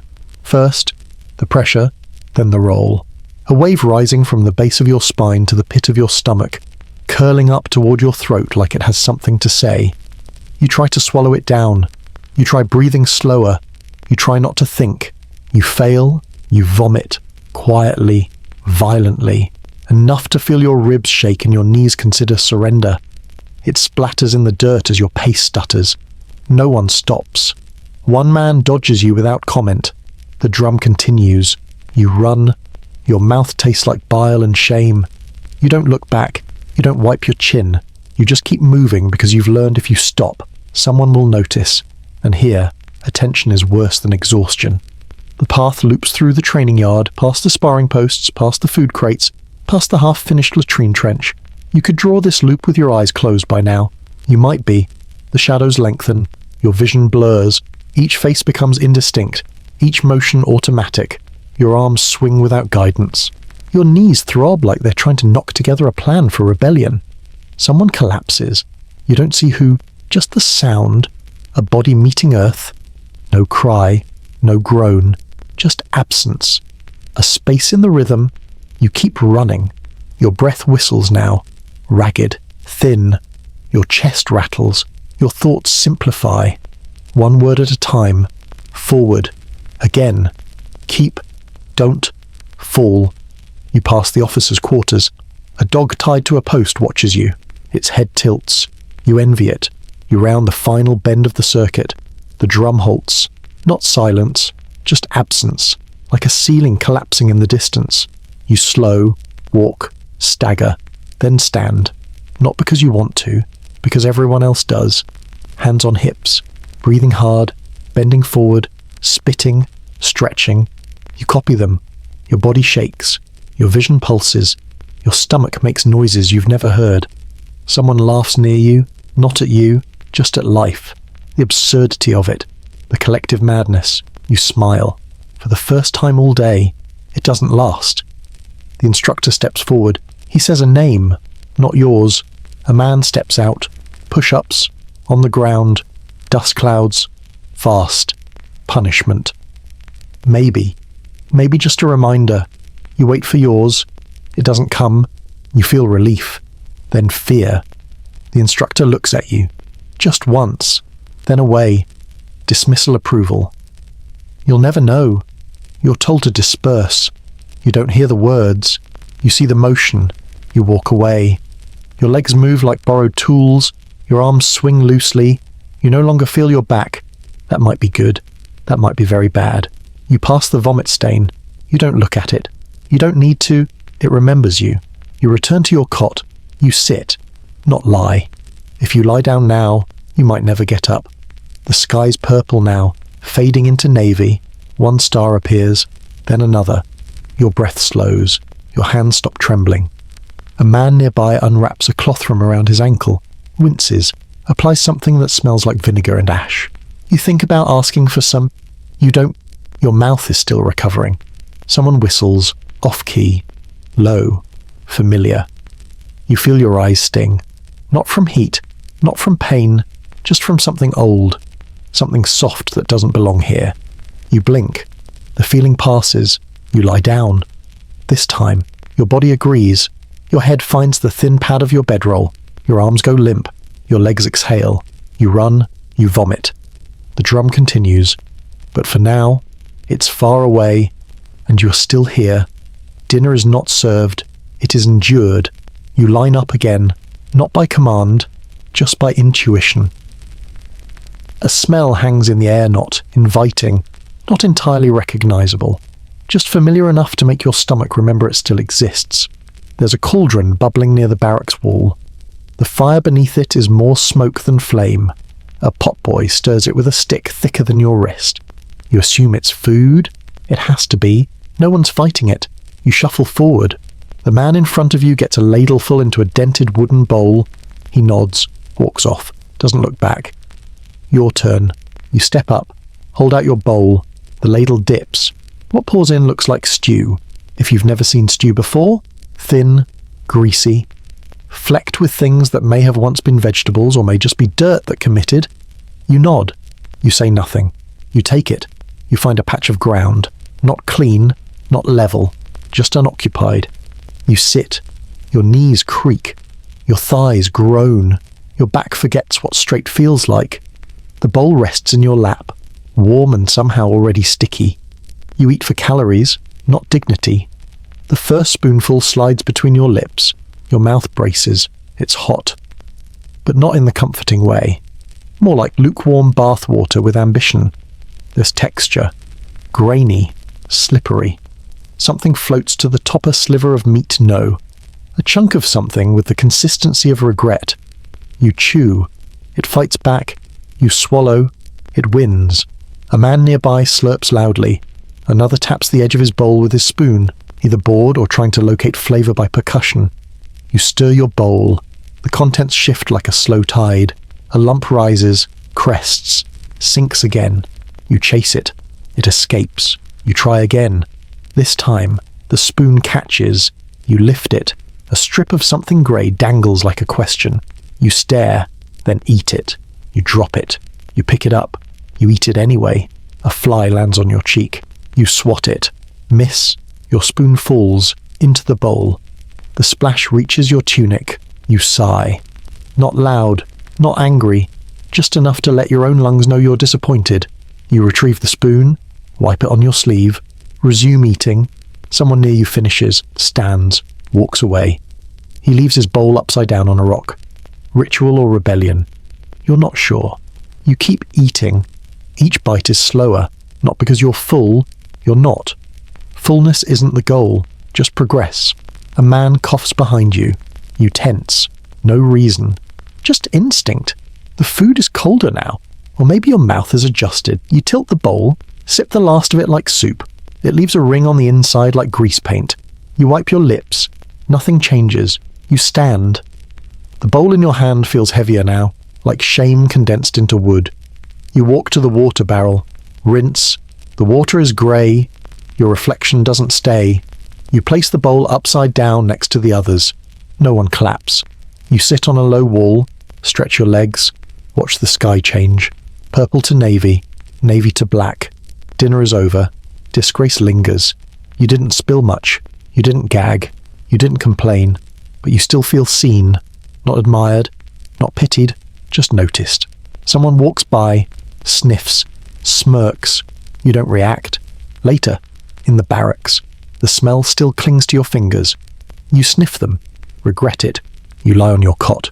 You face the ceiling. You think about the food, not the taste. Just the fact of it. The ceremony of survival. You remember the strip you dropped. The way you hesitated. The way you ate it anyway. You tell yourself it's not shameful. That everyone does it. That waste is worse than dirt. That hunger has its own rules. You almost believe it. Someone across the room burps. Loud. Unapologetic. Another man laughs. You don't. You roll onto your side. Your stomach shifts. Unhappy. But obedient. You close your eyes. In the dark, the meal settles into your memory like a weight. Small, but persistent. You ate, and you're still here. That's all they ask. No one said it had to feel good. They wake you before your body's ready, not with shouting. Just a tap. 2 fingers to the shoulder. Firm, then gone. You open your eyes. The dark stares back. You sit up. The room is a whisper of shadows, bedrolls, elbows, breathing. The air is colder than before. Not wind, just absence. Like the warmth of the day finally gave up. You rub your face. It doesn't help. Your thoughts are cotton. Your limbs are wrong. Nothing wants to move. But you do, because it's your turn. Night watch. You wrap your cloak. Stand. Quietly. Always quietly. There's no tolerance for noise, even now. You step over feet, past sleeping shapes curled like commas, and out into the dark. It greets you with silence. No drums, no orders, no fire. Just the stillness of things not yet moving. You blink. The bushes move. You freeze. Then blink again. They stop. The dark watches back. You walk the perimeter. Slowly. One hand resting near the hilt of a blade you're barely trained to use. You don't hold it. That would be overreacting, but you don't forget it's there. The torch posts are few and far between. Most are just stubs now burnt low, flickering blue at the edges, giving off more smoke than light. They cast long, lying shadows. You walk between them, carefully. Every rock looks like something else. Every tree root is a snake until proven otherwise. You hear a rustle, then nothing. You stop. You listen. You tell yourself it's wind, but there is no wind. You keep walking. The cold begins to bite, not deeply, not urgently, just enough to irritate. It seeps into your boots, your gloves, your jaw. You clench your teeth to keep them from chattering. You succeed, barely. Somewhere behind you, a dog coughs. You turn. Nothing there. The fire pit at the centre of camp is down to coals, orange guts glowing beneath black ash. A few men sleep near it, bundled tight, heads tucked low. They don't stir. You do another lap. Same bushes, same shadows, same knot in your chest. You think about sleep. What it used to be. A bed, a blanket, 4 walls, the sound of something familiar outside the window wind, maybe, or passing cars, a neighbour's TV through the drywall. Now, sleep is a dare. You pass a barrel, smell something faint cabbage rot time you don't investigate. The moon appears, not full, just enough to make things harder. Brightens what you don't want to see, makes the shadows thinner, twitchier. You blink. Something shifts. You step closer, slowly, step by step. It's nothing. A branch, a loose rope. You exhale, then hate yourself for it. You walk on. The next torch is out, just a stub of char. You kick a pebble into it out of boredom or revenge. It sparks, then dies. Half your watch is over. You count steps. You try not to count stars. The ground is uneven. Your ankle finds a dip. You stumble. Catch yourself. Look around to see if anyone saw. No one did, but the dark did. You swear the shadows lean closer. You shake your head. Out loud. Just once. Something rustles again. Near the latrine. You pause. Grip the blade now. This time, you walk toward it. Slow. Steady. Your breathing sounds too loud. You round the corner. A rat scurries past your boot. You laugh. Sharp. Quiet. More relief than humour. The laugh echoes. You hate it immediately. You walk faster now. Another lap. The cold is worse. Your toes have gone silent. Your fingers follow. Your nose drip. You don't wipe it. You look up. The stars are brighter now. Too many. Too sharp. You feel like they're spelling something. A message you don't want to read. You blink. The bushes move. Again. This time you don't approach. You just watch. And wait. Nothing happens.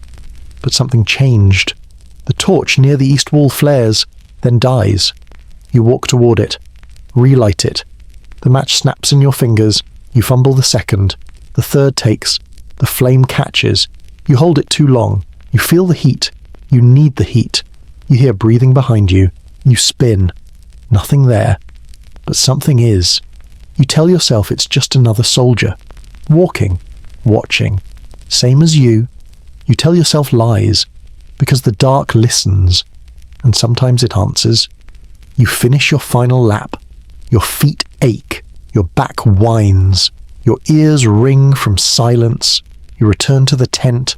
Quiet. Always quiet. You find your cot. Curl onto it.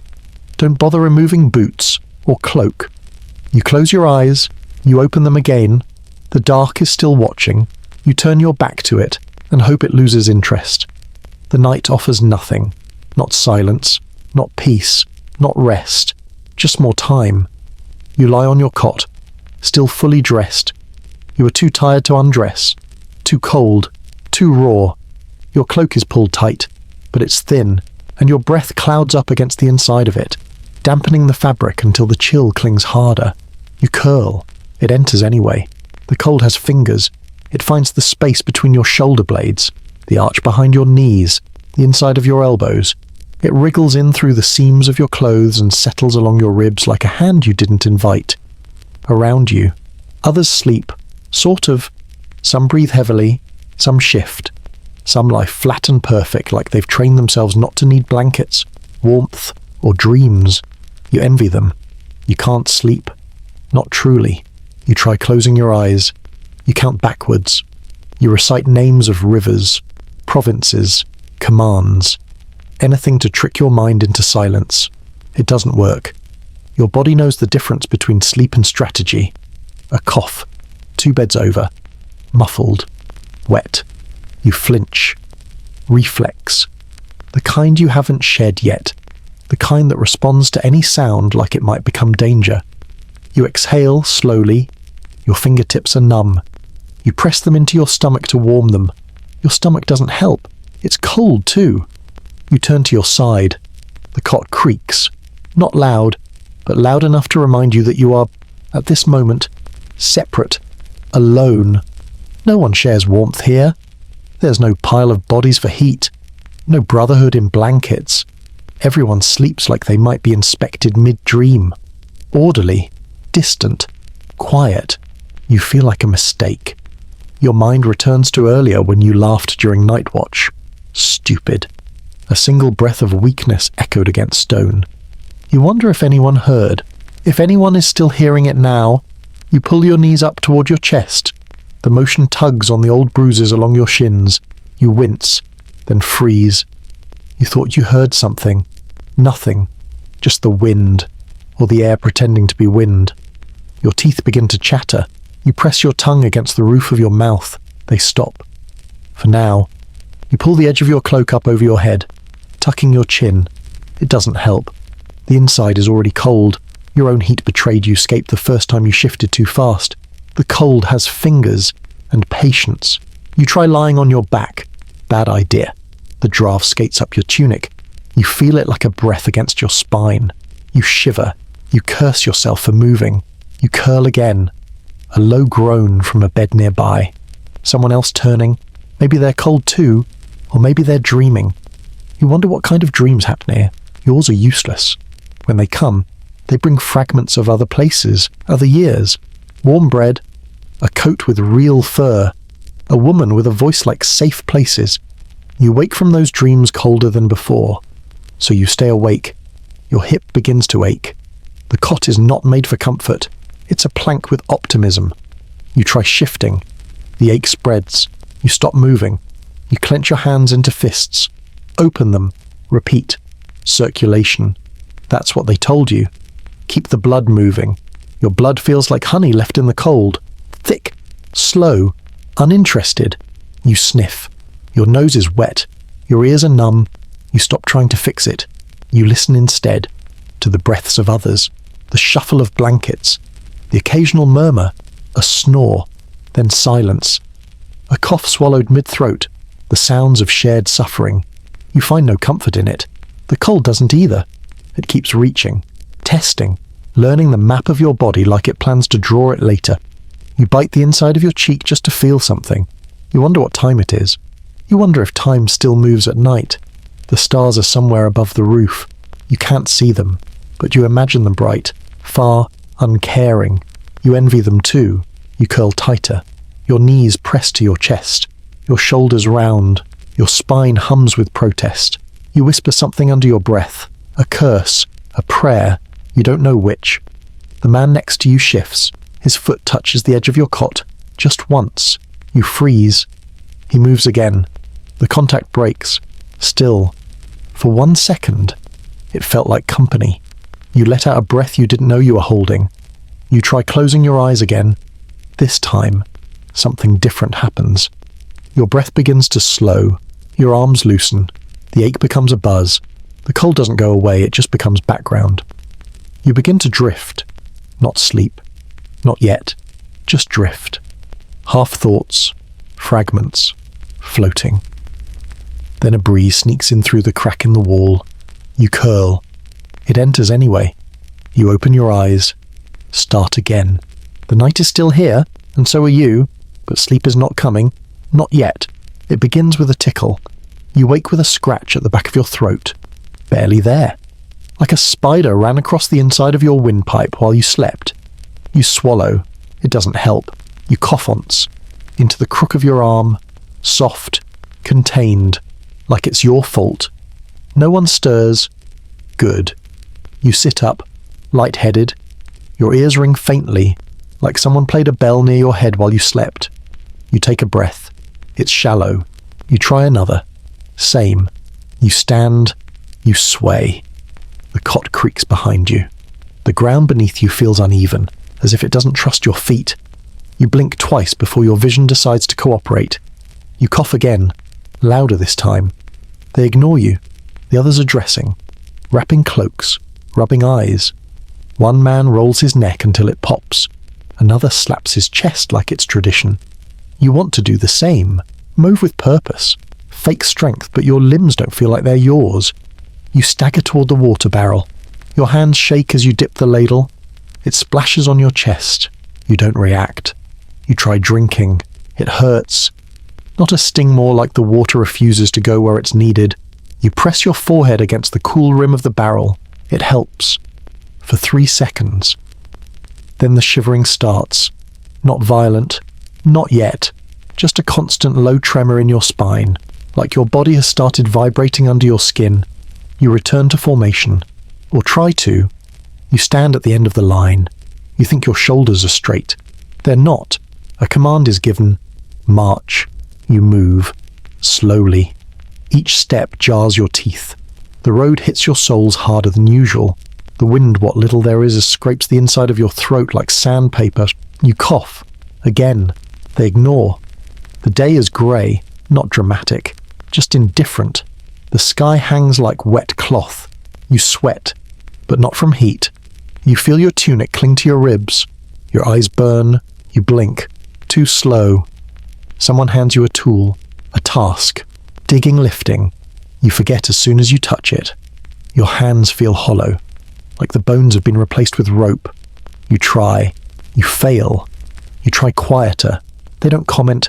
They don't need to. You cough into your shoulder. A thick sound. Wet. It stays in your chest like a warning. You step away. Pretend to adjust your boot. You breathe through your nose. It whistles. You wipe it on your sleeve. Blood. Just a trace. You keep going. The instructor passes, looks at you, briefly, moves on. You tell yourself it's not real. Just a chill. Just fatigue. Just yesterday still leaving your system. Your body disagrees. By midday, your joints ache. Your spine hums. Your stomach turns at the smell of stew. You try to eat anyway. You get 3 bites in before your throat closes. You step aside. Vomit behind a tent. Not much. Just bile. Your knees buckle. You rest a hand on the canvas to steady yourself. No one helps. You cough again. They ignore. You sit. You stand. You try to work. You try to speak. Your voice is gone. You exist in a haze now. A blur. You recognize shapes. Tasks. You understand commands but can't react to them fast enough. Your brain is half a second behind your body. The centurion says something in your direction. You nod. You hope it was the right answer. By evening, your hands are trembling so violently you drop a water skin. It rolls across the dirt. Someone else picks it up. Doesn't hand it back. Just sets it down 5 feet away. As if you're contagious. Maybe you are. You lie on your cot earlier than usual. No one stops you. You pull the cloak over your shoulders and curl up like a child. The cold doesn't come tonight. You're already colder than it is. You sleep in fragments, in pieces. Half dreams of drowning, falling, running in place while fire creeps up your legs. You wake gasping. Your face is wet, with sweat. You're burning. You sit up. The world tilts. You grip the side of the cot and wait for the ground to stop heaving. It doesn't. You cough. It rattles. Someone stirs, then turns away. You lie back down. The fever is an animal now. It paces inside your chest, snarling behind your ribs. You kick off your cloak. Too hot. Pull it back. Too cold. You bite your own knuckle to stay still. In the dark, someone whispers. You don't hear the words, just the tone. Pity, disgust. Both you close your eyes. You open them again. You try to count breaths. You lose track after 5. You whisper to yourself it will break. It always breaks. But here, you don't heal. You wait. Morning returns without light. Just noise. Movement. The world resuming. Try to stand. You do. Barely. You walk. You wobble. Your knees knock like strangers. Someone hands you bread. You stare at it. You can't swallow. You pretend to chew. You throw it away when no one looks. You lift a crate. Drop it. No one comments. But they notice. You cough. They ignore. At midday, an older soldier brings you a scrap of cloth soaked in vinegar and something herbal. He presses it to your forehead. You flinch. Hold it, he says. You do. The coolness cuts through for a moment. You breathe deeper. You close your eyes. The cloth is taken away. Nothing is fixed. You're sent to the edge of the camp. Not dismissed. Not punished. Just relocated. You sit by the empty water barrels. You lean against one. Your breath is shallow. You feel your pulse in your teeth. The day continues without you. Night falls. You don't move. Someone brings a bowl. Thin broth. You sip it. It tastes like wood. You finish anyway. You lie down on a patch of dirt. No cot. No cover.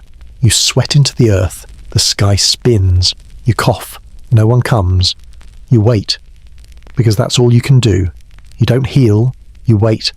Morning comes late. Or maybe it arrives on time and you're just slower to notice. Your eyes open. Not because you're rested, but because your body has decided it's had enough of lying in the dirt. Your back aches like it's been borrowed from someone older. Your stomach is quiet, not full, not empty, just resigned. You sit up. The camp is already moving. Boots on gravel, voices low, orders called but not yelled. You hear the scrape of metal, the cough of fire reluctant to catch, the rhythm of life continuing around you. You survived. That's all. You push yourself to your feet. Your legs argue. Your knees nearly buckle. Your breath feels like a coin you borrowed from someone else. You hold it for a moment, then let it go. You cough. They don't turn. They don't stare. No one flinches, which means you're back, or close enough to it. You walk, slowly. The ground is softer today, or your feet are harder. Either way, the blisters no longer scream, they just mutter. You pass the water barrel like no one guards it. You dip the ladle, drink. The taste is familiar, like iron and old rope, but it stays down. You nod. To yourself, to the water, to the fact that your hands are steady again. Your name is called, briefly. No ceremony, no welcome back. You fall into line. You lift what they hand you. It's heavier than it should be. Or maybe you're lighter. You carry it anyway. Your arms don't shake. That's progress. No one says you look better. No one comments that you're upright again. No one mentions how you spent the night on the edge of camp, curled into yourself like a discarded tool, and you're grateful. Because here, attention is currency, and you can't afford it. The day goes on. You march. You lift. You respond when spoken to. You eat what's handed to you and you keep it down. You nod when others speak. You even manage a half smile when someone curses at a rock for tripping them. You blend, which is everything. Your limbs remember the drills now, not gracefully, but efficiently. You parry. You dodge. You sweat. And when the instructor passes behind you, he doesn't stop. That's the closest thing to praise you've earned all week. The sun climbs, then falls. Shadows stretch across the dirt. Someone sings half of a marching song under his breath. Another joins in. Then it dies. But you remember it. That's something. At dinner, you sit near the others. Not in the centre. Not at the edge. Near enough to hear the story about someone falling into the latrine. Far enough not to be asked to tell your own. You eat slowly. Your jaw still sore from disuse. Your throat no longer a battlefield. You finish everything in your bowl. You drop the last bite. You pick it up. You eat it anyway. There's no announcement when the days begin blending. It doesn't happen all at once. You don't wake up one morning and say, today feels like yesterday. It's slower than that. More subtle. A quiet bleeding of time where sleep, work, and silence begin trading places without telling you. You wake. You stand. You dress. You drink water that tastes like metal. You fall into formation. No one looks at you anymore, but no one avoids you either. That feels like progress. You march, not far, not fast, just enough to remind your body it still has weight. You lift things, you carry things, you put them where someone gestures, you try not to remember why. Breakfast comes. Same bread, same smear of something saltless. You chew it while staring at the dirt between your feet. Someone nearby finishes his and says nothing. You nod at him, he nods back. That's conversation now. The drills feel easier. Not because you've grown stronger, though maybe you have, but because the pain has stopped complaining. Your arms swing when they should. Your legs follow orders. Your sword stays in your hand when you're hit. That's something. At night, you sleep. Not well, not deeply, but enough. You stop waking up from dreams. You stop dreaming. That's easier too. You start forgetting what day it is. You try to remember your arrival, what week, what season. You fail. The trees around camp look the same. The dust still rises in the same pattern. The cold bites at night, then leaves by noon. You don't know if it's been 3 weeks or 3 months. You're not alone in this. One morning, a new recruit joins the line. Younger, thinner, holding his equipment like it might cut him. He stares too much. His boots are too clean. His eyes dart when someone raises their voice. You recognize it. You remember it. During formation, he drops a pouch. Coins spill across the dirt. No one helps him, except you. You crouch, gather 2, maybe 3, hand them back without a word. He mumbles something that could be thanks or nothing at all. You nod. That night, you see him sitting alone by the fire. Not close, not far, just outside the circle, exactly where you were. You sit on the opposite side of the circle. He glances at you. You don't smile. You don't speak. But you don't look away. Later, someone passes you a piece of dried fruit. It's sour, sharp. Your tongue remembers it too clearly. But you eat it. No one asks how you are. You don't ask anyone else. You start to notice the patterns. Which men always sit together. Who laughs too loud. Who sharpens their blade past midnight. Who eats with their left hand. who watches the fire like it might blink back. You stop standing out, which is the same as belonging. You go to sleep early. You wake before the horn. You begin your day before the day begins you. One morning, someone asks you to lead the second march rotation. You nod. You don't feel proud, but you don't feel like an imposter either. You walk at the front and you keep your pace even. You don't look back. You hear them behind you, breathing, moving, not stumbling. You keep walking. The days blur, and you let them. There's no announcement when the days begin blending. It doesn't happen all at once. You don't wake up one morning and say, "Today feels like yesterday." It's slower than that, more subtle. A quiet bleeding of time where sleep, work, and silence begin trading places without telling you. You wake, you stand, you dress, you drink water that tastes like metal, you fall into formation. No one looks at you anymore, but no one avoids you either. That feels like progress. You march, not far, not fast, just enough to remind your body it still has weight. You lift things, you carry things, you put them where someone gestures. You try not to remember why. Breakfast comes. Same bread, same smear of something saltless. You chew it while staring at the dirt between your feet. Someone nearby finishes his and says nothing. You nod at him, he nods back. That's conversation now. The drills feel easier. Not because you've grown stronger, though maybe you have, but because the pain has stopped complaining. Your arms swing when they should. Your legs follow orders. Your sword stays in your hand when you're hit. That's something. At night, you sleep. Not well, not deeply, but enough. You stop waking up from dreams. You stop dreaming. That's easier too. You start forgetting what day it is. You try to remember your arrival, what week, what season. You fail. The trees around camp look the same. The dust still rises in the same pattern. The cold bites at night, then leaves by noon. You don't know if it's been 3 weeks or 3 months. You're not alone in this. One morning, a new recruit joins the line. Younger, thinner, holding his equipment like it might cut him. He stares too much. His boots are too clean. His eyes dart when someone raises their voice. You recognize it. You remember it. During formation, he drops a pouch. Coins spill across the dirt. No one helps him, except you. You crouch, gather 2, maybe 3, hand them back without a word. He mumbles something that could be thanks or nothing at all. You nod. That night you see him sitting alone by the fire. It's not close, not far, just outside the circle. Exactly where you were. You sit on the opposite side of the circle. He glances at you. You don't smile. You don't speak, but you don't look away. Later, someone passes you a piece of dried fruit. It's sour, sharp. Your tongue remembers it too clearly. But you eat it. No one asks how you are. You don't ask anyone else. You start to notice the patterns. Which men always sit together? Who laughs too loud?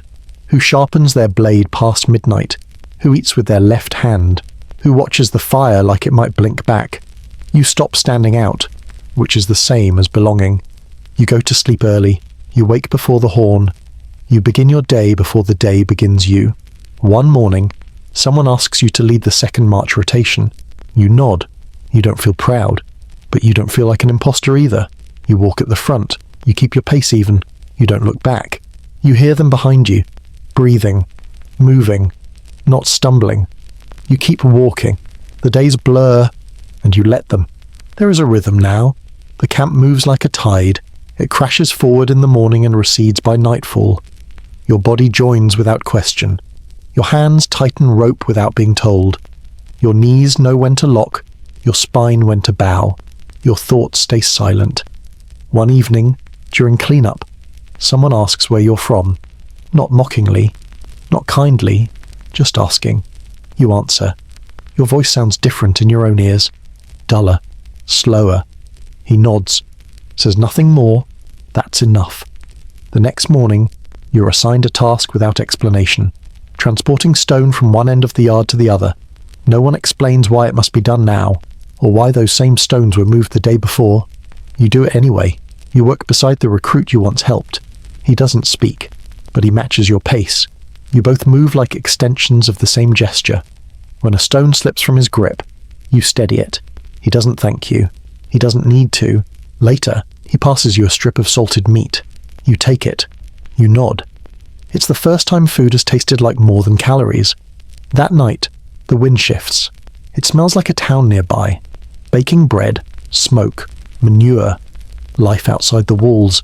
You lie awake, not because you miss it, but because it feels far enough now to examine. Like something from a different version of you. You don't know if that you still exists, but you're not sure it matters. In the morning, the horn blows. You rise before it finishes. You eat. You walk. You carry. No one claps. No one calls your name. But the man beside you nods when you lift his side of the burden. And for now, that's enough. The days blur, and you let them. The rain begins before the orders. Not a storm, just a fine mist that clings to fabric and skin like a warning. It makes no sound, but it changes everything. The dust turns to slime. The air thickens. The camp moves slower, like it's remembering how to exist under grey. You sit under the eave of the storage tent, patching your sandal. The leather gave out 2 nights ago, and now your foot aches with every step. But today there is no marching, only maintenance, a quiet luxury. Around you, the usual shouts are absent. No drills in the rain. Someone hands you a bundle of cloth. You nod. It's not yours, but you're expected to mend it. So you do. Your fingers work through the stiffness. Needle clenched tight between thumb and blister. You finish before being asked to. That earns you another task. You're handed the lead on the water cart detail. 3 new recruits, none of them older than 20, wait awkwardly by the rope. You approach. They look up. One coughs. A wet sound that doesn't finish properly. You recognize the sound. You don't ask. You nod toward the rope. They grip it. Poorly. You adjust one's hands. Gently. He flinches. You let him. The wheel catches on the first rut. You brace. You push. You don't speak. They follow. The cart rolls forward. The sloshing of water barrels is the only rhythm you need. The rain doesn't stop. It thickens just enough to make your tunic cling. Your neck itches. The cold sinks in. Not brutally, just persistently. Like a memory. Halfway to the well, one recruit stumbles. You catch him by the elbow. He mumbles something. You don't answer. You just keep moving.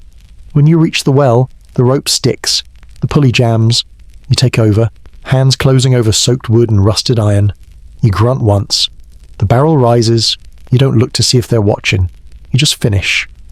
On the walk back, the boy who coughed wipes his mouth on his sleeve. You see the red smear. You say nothing. You've seen it before. You lead. Not because someone told you to, but because someone had to. By the time you return, the rain has turned the camp into a painting smudged at the edges. Everyone's movements are slower, tighter, but no one stops. You store the water, secure the barrels, return the rope. No one praises you, no one corrects you. You go back to the tent, sit in the same corner, pull off your sandal, press the sole. It still aches, but the skin is intact. That's enough. Outside, someone laughs at a joke you didn't hear. You don't ask what it was. You just breathe in the damp air and listen to the rhythm of the camp, unchanged in every way that matters. The cycle remains, and so do you. The rain begins before the orders. Not a storm, just a fine mist that clings to fabric and skin like a warning. It makes no sound, but it changes everything. The dust turns to slime. The air thickens. The camp moves slower, like it's remembering how to exist under grey. You sit under the eave of the storage tent, patching your sandal. The leather gave out 2 nights ago, and now your foot aches with every step. But today there is no marching, only maintenance, a quiet luxury. Around you, the usual shouts are absent. No drills in the rain. Someone hands you a bundle of cloth. You nod. It's not yours, but you're expected to mend it. So you do. Your fingers work through the stiffness. Needle clenched tight between thumb and blister. You finish before being asked to. That earns you another task. You're handed the lead on the water cart detail. 3 new recruits, none of them older than 20, wait awkwardly by the rope. You approach. They look up. One coughs, a wet sound that doesn't finish properly. You recognize the sound. You don't ask. You nod toward the rope. They grip it. Poorly. You adjust one's hands. Gently. He flinches. You let him. The wheel catches on the first rut. You brace. You push. You don't speak. They follow. The cart rolls forward. The sloshing of water barrels is the only rhythm you need. The rain doesn't stop. It thickens just enough to make your tunic cling. Your neck itches. The cold sinks in, not brutally, just persistently, like a memory. Halfway to the well, one recruit stumbles. You catch him by the elbow. He mumbles something. You don't answer. You just keep moving. When you reach the well, the rope sticks. The pulley jams. You take over, hands closing over soaked wood and rusted iron. You grunt once. The barrel rises. You don't look to see if they're watching. You just finish. On the walk back, the boy who coughed wipes his mouth on his sleeve. You see the red smear. You say nothing. You've seen it before. You lead. Not because someone told you to, but because someone had to. By the time you return, the rain has turned the camp into a painting smudged at the edges. Everyone's movements are slower, tighter, but no one stops. You store the water, secure the barrels, return the rope. No one praises you. No one corrects you. You go back to the tent. Sit in the same corner. Pull off your sandal. Press the sole. It still aches, but the skin is intact. That's enough. Outside, someone laughs at a joke you didn't hear. You don't ask what it was. You just breathe in the damp air and listen to the rhythm of the camp. Unchanged in every way that matters, the cycle remains, and so do you. That night, the rain stops. You hear it in the stillness more than in the silence. The dripping fades. The wind picks up again. The canvas flaps gently overhead. Somewhere, someone snores like they earned it. You lie awake, watching the dark shift against the tent wall. Tomorrow will be the same. There will be breakfast, a line, a task, a name spoken, a name ignored, a man who forgets his equipment, another who tightens his boots too late, a cough that no one acknowledges. There will be a march. Someone will stumble. You might help. You might not. You will carry weight. You will lift what's placed in your hands. You will sleep on damp bedding and wake before the horn. You will remember the names of things that used to hurt and the reasons they no longer do. You will not count the days. You will not write them down. But you will know, in some small part of your mind, that they are yours. You breathe. The air smells like oil and dirt and something faintly like bread. You think of the town nearby. You think of leaving. You think of what it would mean to go. Then you think of what it would take to stay. You fall asleep before you answer. In the morning, you rise. You dress. You eat. The recruits are already waiting by the cart. You nod. They follow. You didn't survive to feel better. You survived to keep surviving. The cycle remains. And so do you. Why you wouldn't last a day in the Stone Age. Tisvitido NMN nian UMT PPNKTN nang. Ngigian KHMRE MHO C. Pivan Fong C HPN. You think back to your first night here. The moment your eyes opened on that dirt floor, the silence, the weight, the hunger. You didn't know it then. But the question had already been asked. Why you wouldn't last a day in the Stone Age. Not because of the cold, not because of the tools, the dirt, the cuts that don't scab clean, but because survival back then wasn't about brute strength. It was about repetition, endurance, suffering that doesn't announce itself. You wonder how many others asked that same question in their own minds. Why you wouldn't last a day in the Stone Age? Maybe the answer's simple. You would. You did. And maybe that's worse. Because you didn't win. You didn't escape. You didn't triumph. You just didn't vanish. And that is what they don't tell you in stories, in museums, in history books that start with why you wouldn't last a day in the Stone Age. They forget to mention that the ones who did last, they weren't heroes. They weren't smarter. They were just still there the next morning. You sit now, staring into a dying fire. Someone sneezes. Someone else laughs. And you hear the refrain again, soft, internal, echoing like a memory that doesn't belong to you. Why you wouldn't last a day in the Stone Age. You breathe, and you don't answer.